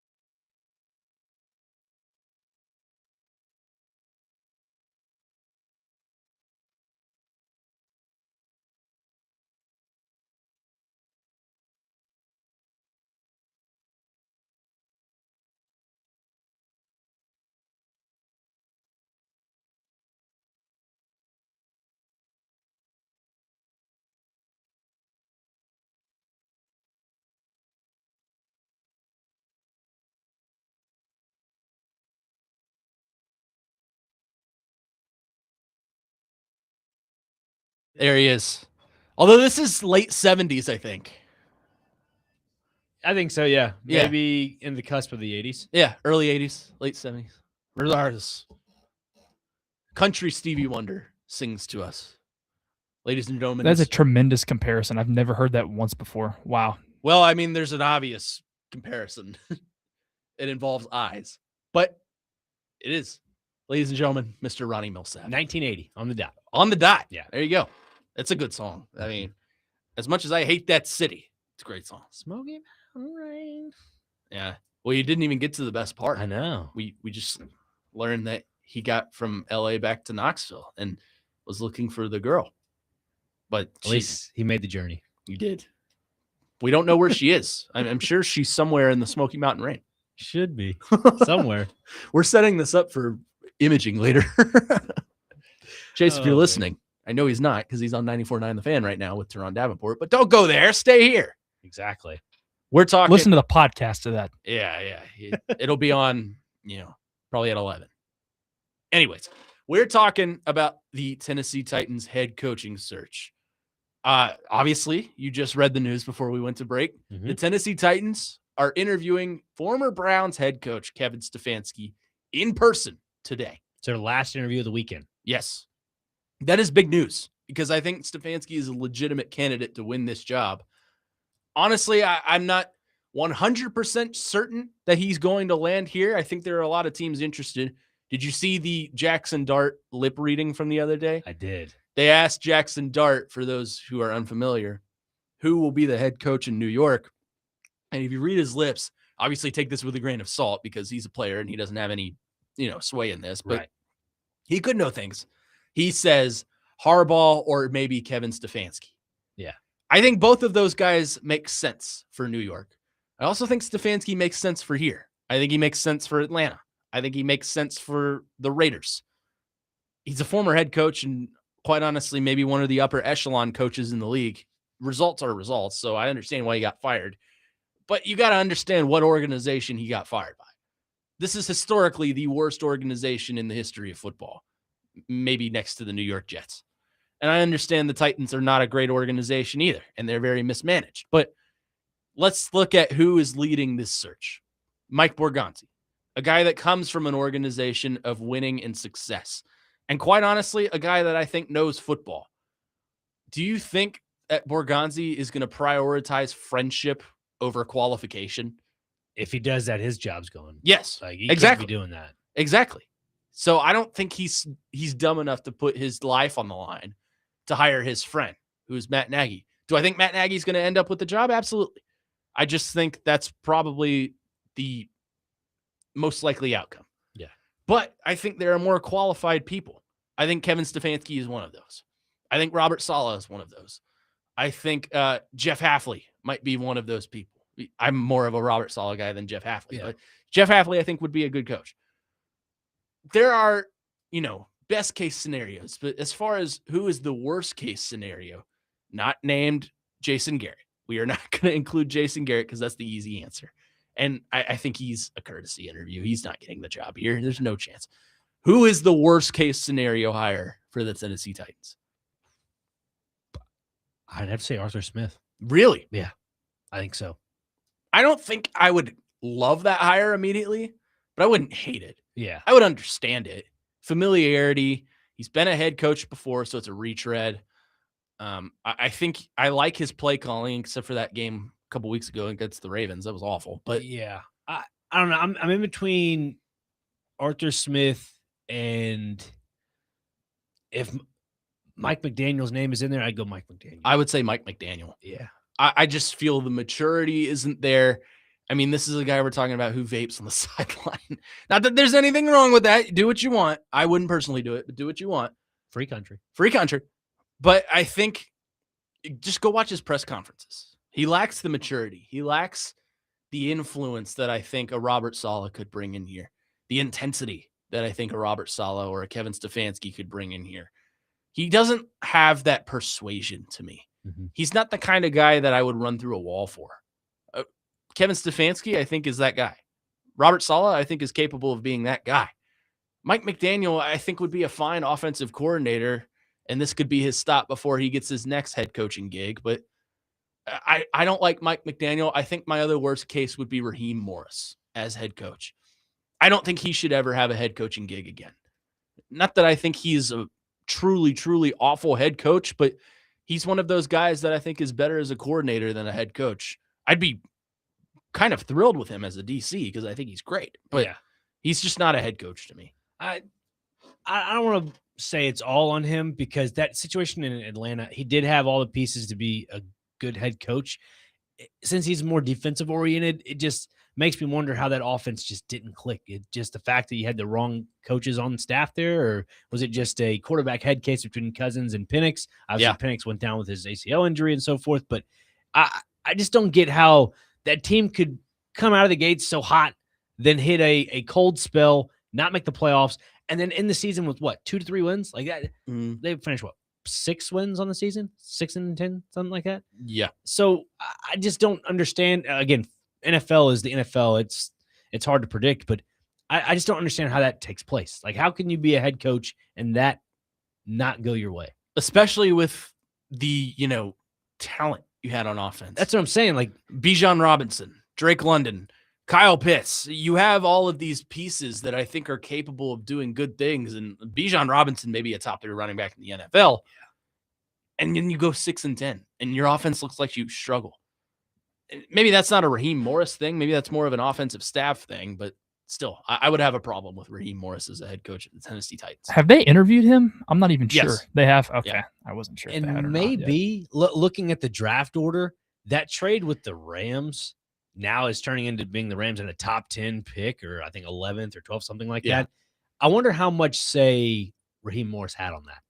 Because maybe that might have been another straw that broke the camel's back for him not to keep his job in Atlanta. Side note, you know who I think they're going to draft with that? And it's going to be such a steal? Caleb Downs. Yeah, that is very true. I mean, that, again, a secondary that just keeps getting better and better. That defense just keeps getting better and better. That team, I don't know how they do it. They've got all these old pieces and yet still are competing. They got to draft a quarterback at some point. Maybe not this year. Maybe next year. They drafted Stetson Bennett, I think, a couple of drafts ago. Oh, yeah. That's, again, franchise changer right there. Preseason darling. Yeah. I mean, Stetson Bennett. 615-737-1025 is the phone number. Let's go to our phone lines. JP is on the line and has been waiting very patiently. JP, go ahead.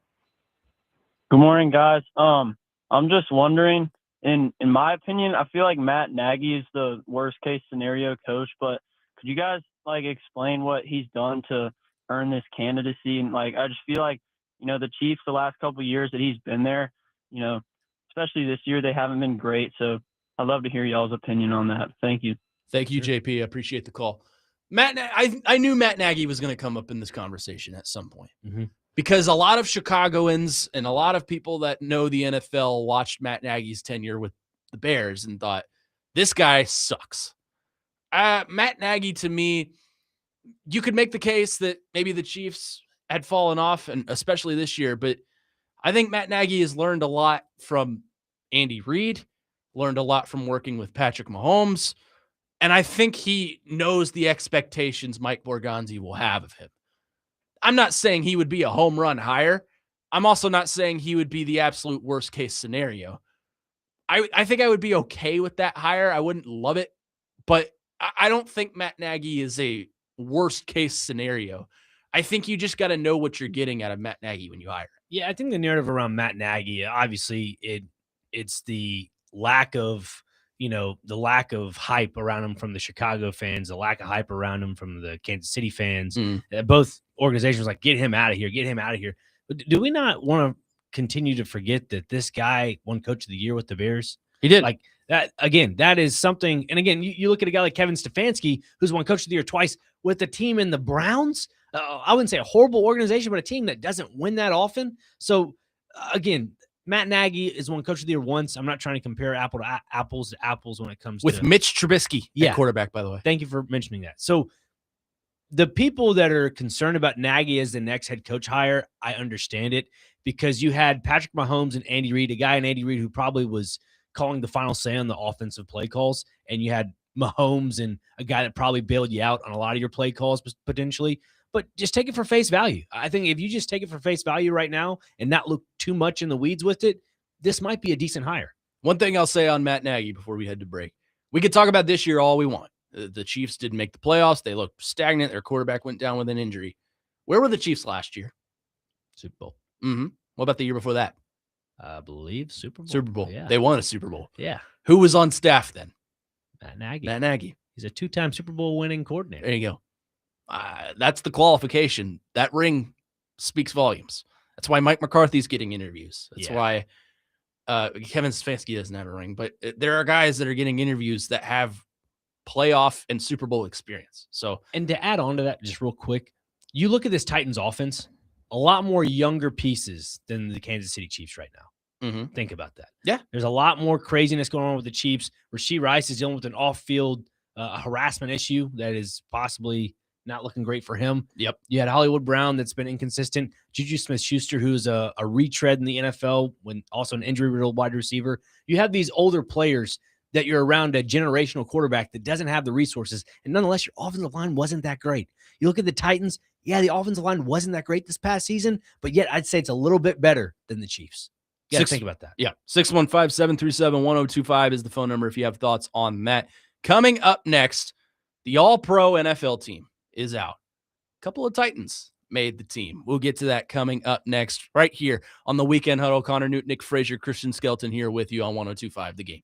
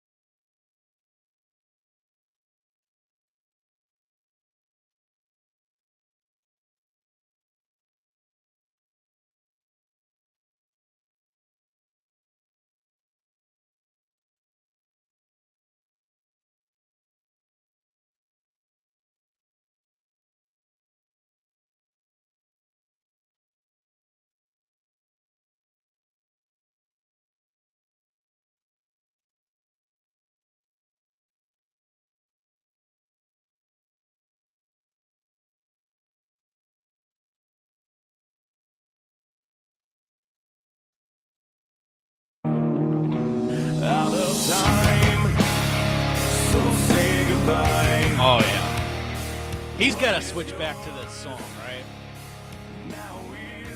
As much as I would love it, I don't think He won't, will, but he but should. it would be incredible. Drew McIntyre, Our new champion. your new WWE Undisputed Champion. Welcome back in. Weekend Huddle here on 102.5 The Game. Connor Newt, Nick Frazier here with you. Christian Skelton behind the glass.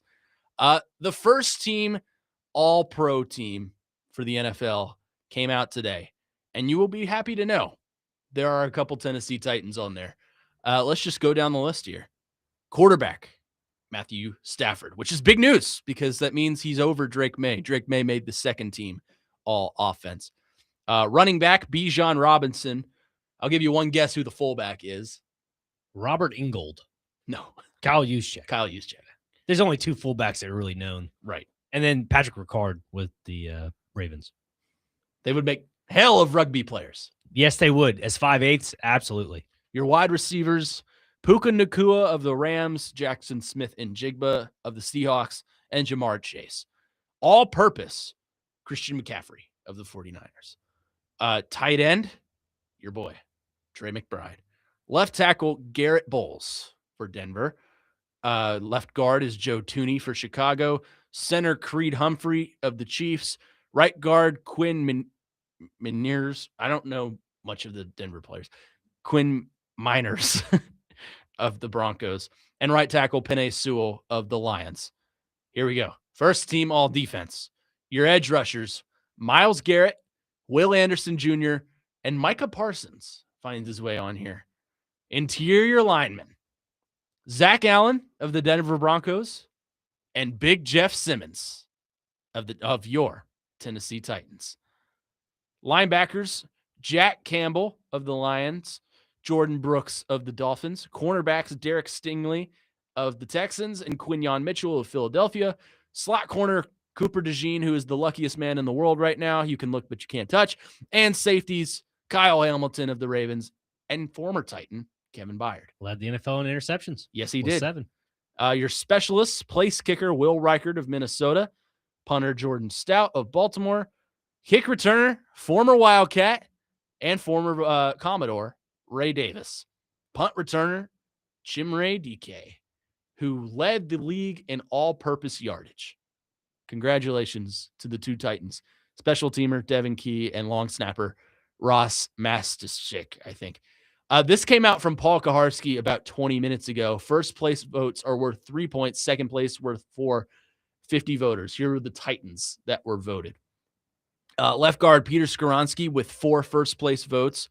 Jeffrey Simmons, of course, made the first team. 143 votes, 47 of which were first place. Cedric Gray with 1 first place vote. Shamir DK with 28, 6 of which were first place. That's as a kick returner. Punt returner, Shamir DK got 90 with 27 first place votes. Of course, he was a first teamer. And long snapping legend, Morgan Cox with 13 votes. Good for him. Good for him. So you had 1, 2, 3, 4. 5 Titans receiving votes for all pro honors. Good for them. I mean, you look at a guy in Chim DK, first Titans rookie since 2016 to earn the AP first all team pro. Mm-hmm. So, I mean, since 2016, that's something to look at, man. To be a rookie and do this. Yeah, he's going to be special. And again, maybe not as a receiver, but in terms of special teams, he's going to be pretty special. For the time being, I'd say the next year or two, he could be used as a versatile piece at punt returning and slot receiver. Yeah, he's not a wide receiver 1. No. I think we all know that. Absolutely not. That's, I think, what the Titans need to go after in the draft. His name is Carnell Tate. He plays for Ohio State. I'm not too high on Carnell Tate. Really? Yeah, I don't know. Although after watching him this playoffs, I really like Ruben Bain. I don't care about the short arm thing. He gets to the quarterback, and he plays hard, and he keeps his mouth shut. Yeah. And I like that. My biggest worry is that he gets moved inside because of the arm thing. If the pass rush is just not there from the edge, again, if you're an edge rusher like Ruben Bain, you kind of want to have that little extra arm extension so you can create that space with the tackle if you're trying to do run contain or an RPO contain type thing. But again, you can't teach dog. essentially. You can't teach what he's got. Yeah. That's just something that you're just wired to do.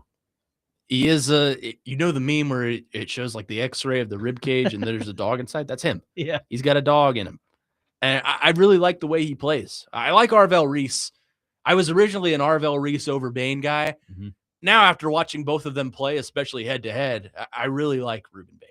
I think he would be a nice piece here. And, the whole conversation last year was the Titans should have drafted out of Penn State. Abdul Carter. Abdul Carter. Yeah. Thank you. I almost said Micah Parsons. That's okay. That's okay. They Easy to compared him to do. Micah, Both yeah. number 11s, both Former Penn defensive State linemen. Yeah, It happens. Abdul Carter. What did Abdul Carter do this year? Not a whole lot. Missed a lot of meetings. He watched a lot of special videos. I think He made Lawrence Taylor annoyed. Yes. Mm-hmm. Yeah. Got denied a lot of numbers. But obviously, I feel like the Titans made the right decision with Cam Ward. And you can look at the quarterbacks this draft too and probably make the fair assessment that Cam Ward is better than all of these prospects coming in. But now you need an edge rusher. Now you need a premium. And I think Ruben Bain might be just that. Yeah, 100%. Again, this roster right now, if you discard the Femi Oladejo pick, there's not really anybody at edge rusher. I mean, Arden Key made the statement a few weeks ago, and even Terry McCormick kind of alluded to it as well when I asked him about it with Big Joe. He goes, Arden Key one day could just be saying, yeah, I'm out the door, or no, they want me back. Like he's hit or miss. So I don't know if that's really take it for face value, but minus Arden Key, who do they have at edge rusher? Not really anybody. Not really anyone. Not including Femi Oladejo, obviously, but which is a project. Yeah. We'll see how that goes. But right now, I don't feel too good about him. That's the only pick that I think Titans fans are a little upset about. And nonetheless, like he was injured and he came back late, whatever. But hopefully this offseason he can fully immerse himself. It's upsetting because there were better prospects at the same position at the time where he was drafted. Yeah. That's why it's upsetting. And, in order for me to feel better about that, and I'm sure a lot of people feel the same way, he would have to produce on an elite level. And he didn't do that. So that's why I'm a little hazy on how does he fit into the future of this team. Maybe when Jeffrey Simmons goes to Texas to work out in the offseason, he mentioned Tavondre Sweat's going with him. Maybe he said it's not an option. Yeah, maybe Femi Oladejo said, hey, can I tag along? Maybe that is the case. He should. Yeah. I mean, I would. You'd probably get yelled at a lot, but that's okay. That's football. Builds character. Makes you better. It makes you better. It does. Like when I yell at you in between breaks. It makes you better. If nobody knew, he abuses me in between breaks. Yeah. Only verbally. Only like, verbally, not physically. I'm like Tom Cruise on the set of Mission Impossible. Just abusing everyone, using my power. I am the boss now. Oh. Or his boss. Oh. I'm your boss. He's your boss. The final boss. No, not the final boss. He's not the final boss. He is not the final boss. Sean Fort's the final boss. The bloodline is as follows. At least I think. Yeah. You and me are the Usos in this. Okay. So we are, the tag team around here. Chase is the tribal chief. Ian is the enforcer. Sean Fort is the final boss. And Bud Walters is high chief. Okay. So basically, Sean is Dwayne The Rock Johnson. And yes. Bud is Triple H. Well, what was The Rock's grandfather's name? I don't even remember. I'm not going to lie. My grandfather, the high chief. Yeah, I don't remember. Something like that. So, yeah, I don't remember. Anyways, to be honest. 615-737-1025. We got 30 more minutes with you. Claudio Villalobos will join us at 11:15, which I'm now realizing will be the last segment of the show. Peter Mayava? Is that what you're talking about? Peter Mayava. Claudio Villalobos will join us at 11:15, which I'm realizing is the last segment of the show. So coming up next, we'll do what we normally do at the last segment of the show and play Where Are They Now? We'll do that on the other side for hour number 3, or half an hour number 3, here on the Weekend Huddle. Connor Newton, Nick Frazier, Christian Skelton here with you on 102.5 The Game.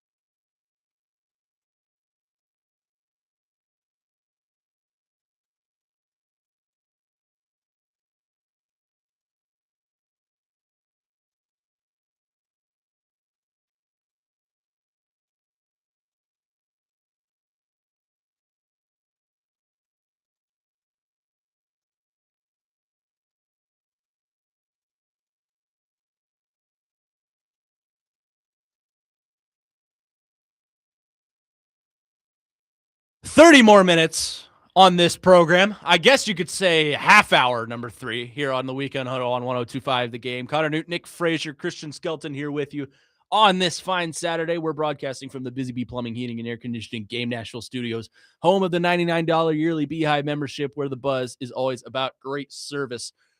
We've called a little bit of an audible here. Claudio Villalobos will join us here momentarily of Nashville Total Sports to talk a little bit of Nashville SC with us, which I am very interested to talk about. Quite honestly, I'll full disclosure, I'm not as well-versed in soccer as I am other major sports, but I know enough. So roster construction, players here and there. Just ask the same stuff I would ask for the Titans. Who's the next coach going to be?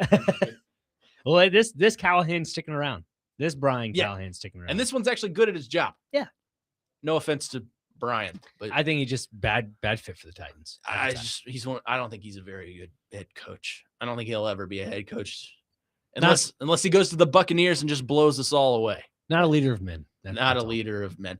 Let's go to our phone lines where Claudio Villalobos of Nashville Total Sports joins us to talk a little bit of Nashville Soccer Club. Claudio, what's going on? Hey, how's it going, Nick? Glad to know that you learned how to pronounce my name correctly, my last name. Hey, that's my co-host, Connor Newt. He's the one that pronounced it properly. Hey, I got it down, Claudio. Claudio Villalobos with Nashville Total Sports. Yeah, we're good. I apologize, but no, you got it right. You got it right. Yeah. Claudio, the preseason for Nashville SC is getting set to get started here. With all the moves that have been made, all of the roster reconstruction that we've seen over the past few months, what are you looking for in this team as the preseason gets started? Well, I'm looking for a better year, Nick, to be honest with you. I mean, the fact that they won the Lamar Hunt Cup last season really puts the level very high in terms of what the expectations are for this team, not only around the league, but especially amongst the fans, that they only have one way to go, up. I mean, there's no other way to look at it. I'm good to know, Nick, and we've talked this off microphone, that at least the team has managed to get involved, solving issues that the team had in certain lines, particular spots in the lines that perhaps didn't allow them to get even further into the playoffs last season, especially because they had to face their nemesis so many times, the Inter Miami, and probably will have to again early this season if they go through Atletico Ottawa in the CONCACAF. Claudio, this is Connor talking to you. I'm curious on the balance of this team. Obviously, Nick and I talked about this earlier. Early in the years of Nashville SC, it was kind of Hani Mukhtar versus the world, but now you have pieces built around him like Sam Surridge, like the new pieces that you've added. I'm curious, how do you think goal scoring and spacing will look this year? Well, it seems crowded, Connor, to be honest with you. But then again, one of the good things that we noticed about the last season for this thing is obviously the coach. I mean, BJ Callahan managed to do stuff that perhaps sometimes surprises us in many ways. I mean, it seems to me that he has going to have to do some arrangement in terms of how he plays that particular system that he likes. I'm not sure how he is going to make the new figures involved or get him involved into the equation of this team, especially because, like you said, it used to be Hani Mukhtar, but then again, we can say before this season begins that it's going to be Hani Mukhtar, Sam Surridge, and 9 more. I mean, so in those 9, especially in the middle of the field, is where we're trying to figure out what the numbers would be. A lot of us think, or some of us think, that Eddie Taxet and Patrick Jasbeck will also be in playing. But if he does that, then he's not going to have enough spaces for the other guys, especially the newcomers, to get involved. So I mean, it'll be interesting to see how he plans to do this. And I'm not sure, I mean, if somebody like Hani Mukhtar will be able to play as many minutes as he's done in the previous seasons because of the new person he's brought in.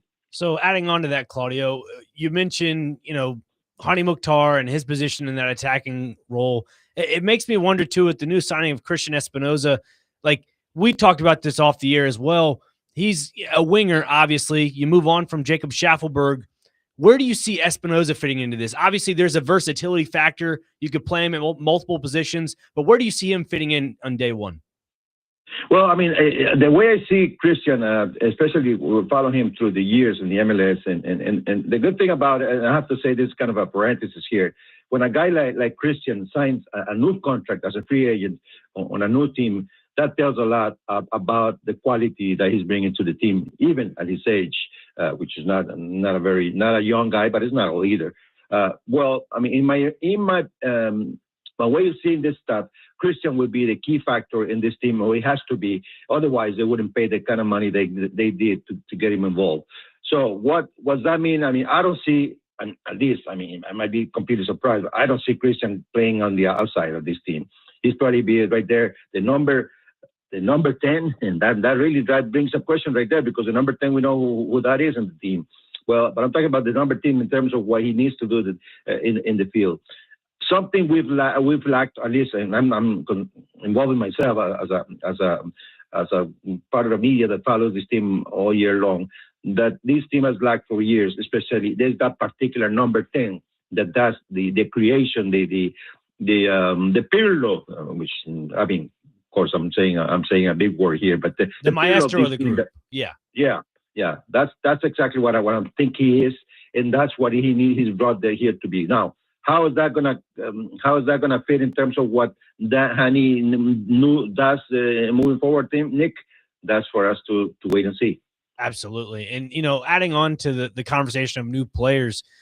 Tyler Boyd is out with Nashville. There is a new guy. He's a part of your little your Costa Rican group there, Warren Madrigal. Well, where is Warren Madrigal in the equation of all this? Because look, you also add in the factor of you added Ahmed Qasim last season, and he had a pretty good start with the club when he had his transfer, but then kind of simmered down when it came to league play and then the U.S. Open Cup. Well, where do you see Warren Madrigal fitting into the equation of this roster? Well, Warren Madrigal is one of those players that is a good problem for a coach because he's bringing his stuff, and his good stuff that he's got for sure. I mean, we follow him, especially in our league, for a long time, and he's not coming to be sitting on the bench. I'm telling you right now, he's gonna be. He coming to be a starter. We'll see where he plays, but then I see other players gonna have to fight even harder to keep their position. We're talking about you already mentioned Ahmed Qasim, Schaffelberg, Jacob Schaffelberg, and also even Will. Okay, those three players in Warren will be fighting for a spot or two spots there in the middle. And I'll tell you right now, I wouldn't be surprised at all, Nick, and you mark my words from now on, if Warren beats them all to the last part of the race, because he's got the stuff. He can kick the ball with both feet. He can take shots from outside. He can play forward. He can play on the outside. I mean, he's got the stuff. So again, this is not just a guy that they signed because of it, but because of what he's got and what he's shown. Playing in Valencia, even at the second division in Spain, is a high jump for a guy from Costa Rica. And he even played a few games with the main team, Valencia team in the Liga in Spain. So he's got the stuff. A few kind of a difficult injury had him outside of the game for a while last season. But when he came back strong. So he knows this is a great opportunity. He's willing to take it, and he's going to be ready for sure. Yeah, and to clarify, when you mentioned Jacob Schaffelberg's name, you meant that type of player. So, yes. So it's just something to add on to the conversation there. And as for the defense pairing, I don't see where Jack Mayer fits into this starting 11. To me, it looks like it's going to be Jason Palacios and Maxwell Wozelinski from the Norwegian Premier League. I mean, it just seems like that's a guy that fits immediately into the BJ Callahan system. I agree. I completely agree. And besides, he was brought to be a starter as well. I mean, that's just what it is. Sometimes you have to just say, well, maybe this guy's coming there to play minutes to rest another person, to whatever that the occasion might be. In this case, no. They're bringing one of the best defenders in Europe. Honestly, young, strong, and he's coming to play. And we know the other position was already Palacios since last year, when we saw kind of a little bit of decline from Walker Zimmerman, especially when he played together with Mayer in a few games last season. And we noticed and we talked about the difference all season long. So that is a part of what I said at the beginning, that the team knew that there was a spot there where there was issues that needed to be fixed, and they did. Talking to Claudio Villalobos of Nashville Total Sports. Claudio, last one for you before we cut you loose. It's going to be a season of progression for Nashville SC. Obviously, it's forward momentum. You've won a championship. You brought a championship back to Nashville. All these key pieces we've been talking about that are signing and going to make this team better and have more depth. For BJ Callahan, what do you think the message is for the team as they move forward with some momentum heading into this season? Well, I mean, I guess we know from other sources that the message from BJ has always been that one, that he really believes in, even though it's difficult in football, like especially in football and in soccer, more than any other sports, where he the mantra that of everybody defends, everybody attacks. I think looking at the composition of this team for the new year, whoever doesn't do it is not going to be playing. I believe the message is clear. If you don't run, if you don't mark, if you don't go up with the team and come back, maybe somebody else would. And that would be, even if he doesn't say it, which I bet he does, because BJ is not, he's tough, but he's nice, but he's tough. I bet he's already said that. And so in this team, we're going to see full effort this season, and whoever comes in there, either by starting or in the middle of the game sometime, we'll have to actually do that and do it well. Otherwise, he's not going to see much minutes at all. And, there are a few players there that remain in the team that we're kind of surprised. Honestly, Nick, you mentioned it.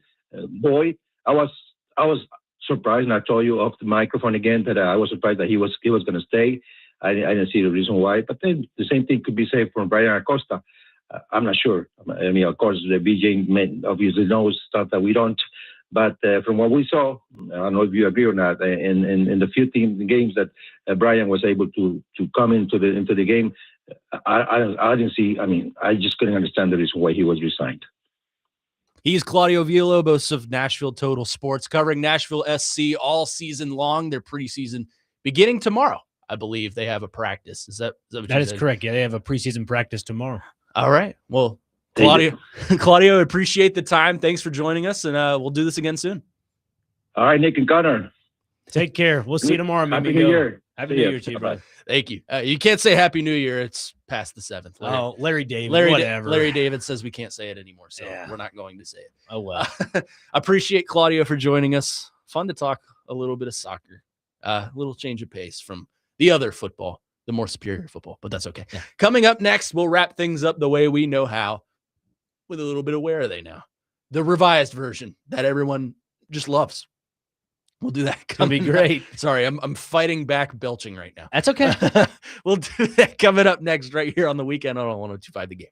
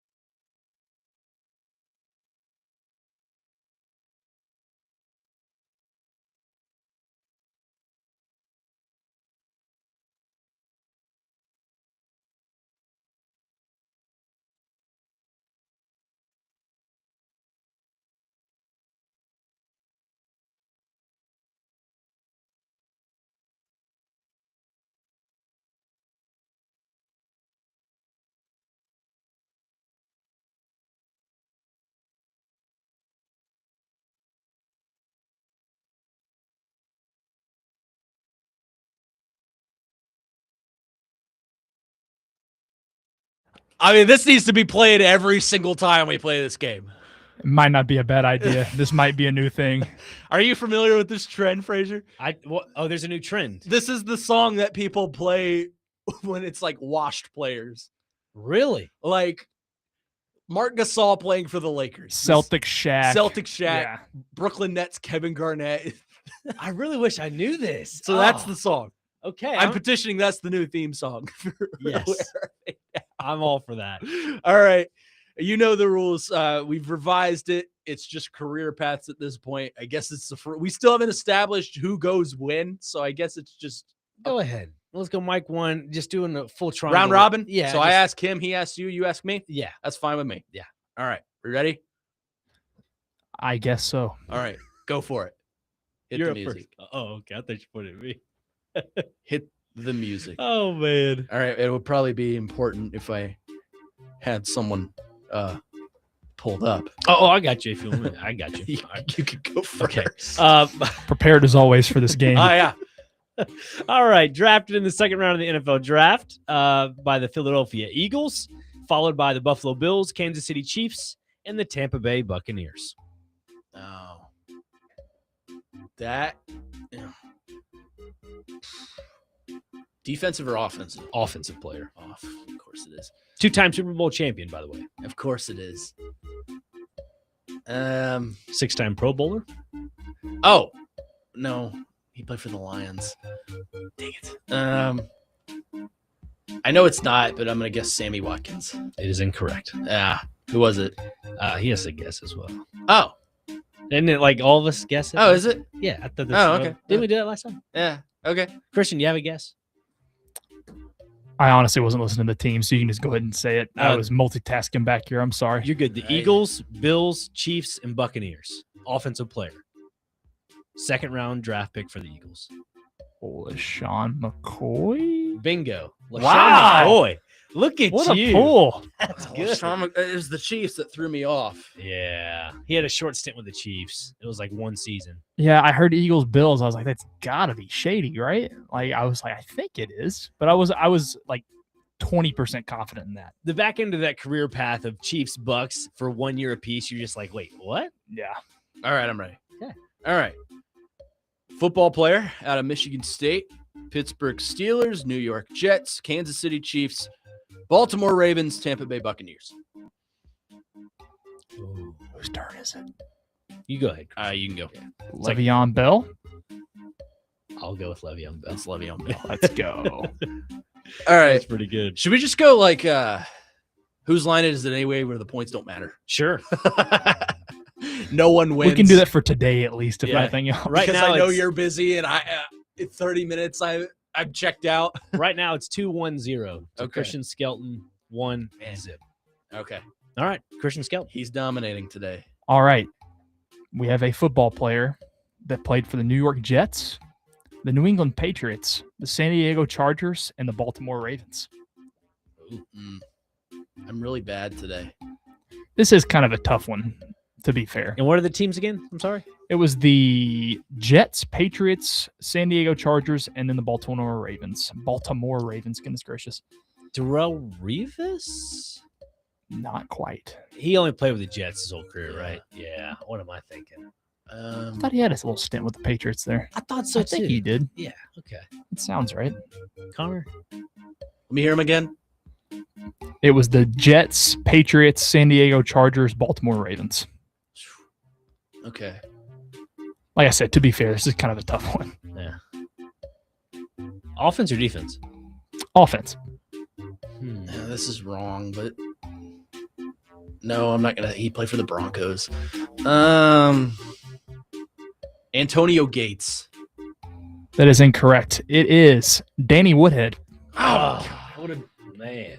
See, y'all are acting like I think that's a tough one, honestly. I think It Danny is. Woodhead is like Stupid white running backs. Go ahead. They're all over the place. All right. Next on the list, we have drafted by the New York Jets, followed by the Philadelphia Eagles, the Denver Broncos, Dallas Cowboys, Chicago Bears, and wrapped up his playing career with the Washington Redskins.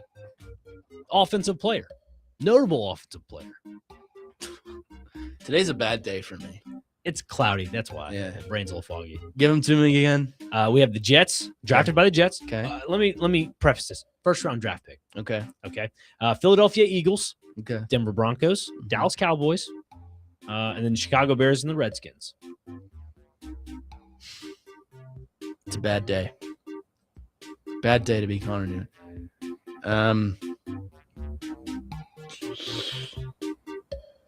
Let me think here.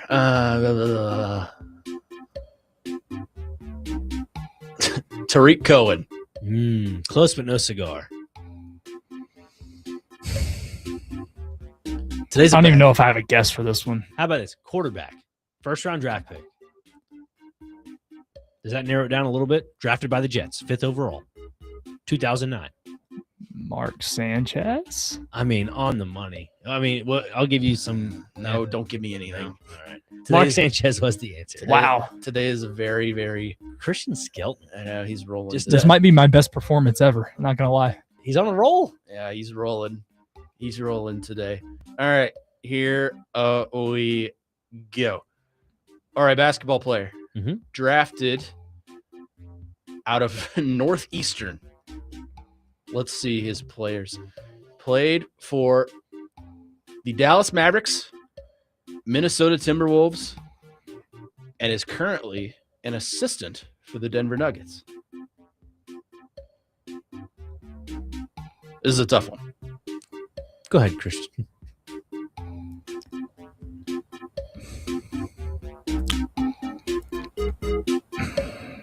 This is me trying to go ahead. This is me trying to formulate an answer. I don't even think I can think of a player that it would even be somewhat. Jason Kidd. I don't know. I have no idea. Jason Literally Kidd. no idea. It's incorrect. I don't know. Is it what's his name? Jason Kidd? That's what he said. Oh, But it's okay. Sorry, I zoned That's out hilarious. for a No, second. you're good. That's all right. It is JJ Barea. Yeah, I never would have gotten that a million years. Was he a hilarious. 3-point threat? Yeah. Okay, that's what the name sounds familiar when you mentioned that. Yeah, okay. Because he was in 2K at one point, right? He's currently on my team. 2K has this thing now where you can play any era. Oh, really? So I'm playing like 2015.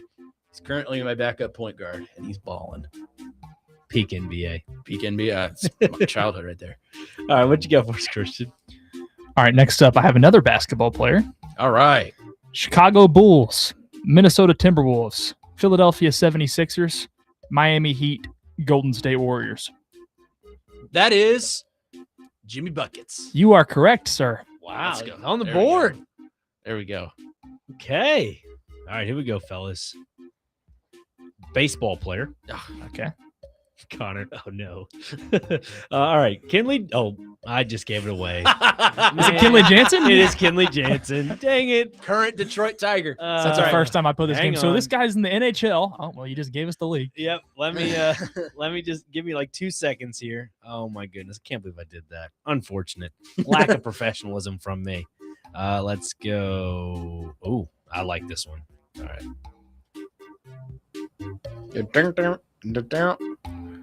All right, now it loaded up. Sorry about that, everybody, even for the listeners. All right, baseball player, pitcher, was not drafted, was a free agent pickup from what I'm gathering here. Let's see, started out with the Padres, then the Pirates, and is currently with the New York Yankees. That is Dylan Cease. Garrett Cole. Incorrect. It is closing pitcher, David Bednar. Oh, Yeah, I don't know why I like Garrett Cole was undrafted. Also is on the WBC team this year. So keep that in mind. Interesting. I have another one I'm going to use too. So if we have another one to go, we're good. all right. Yeah, we can go one more round. Let me get mine up. All right. I'm not going to tell you where he was drafted out of because that'll give it away. Okay. But this is a baseball player. He played for the Tampa Bay Rays, Detroit Tigers, Toronto Blue Jays, Boston Red Sox, Los Angeles Dodgers. Toronto Blue Jays. His bobblehead actually, it's not in here.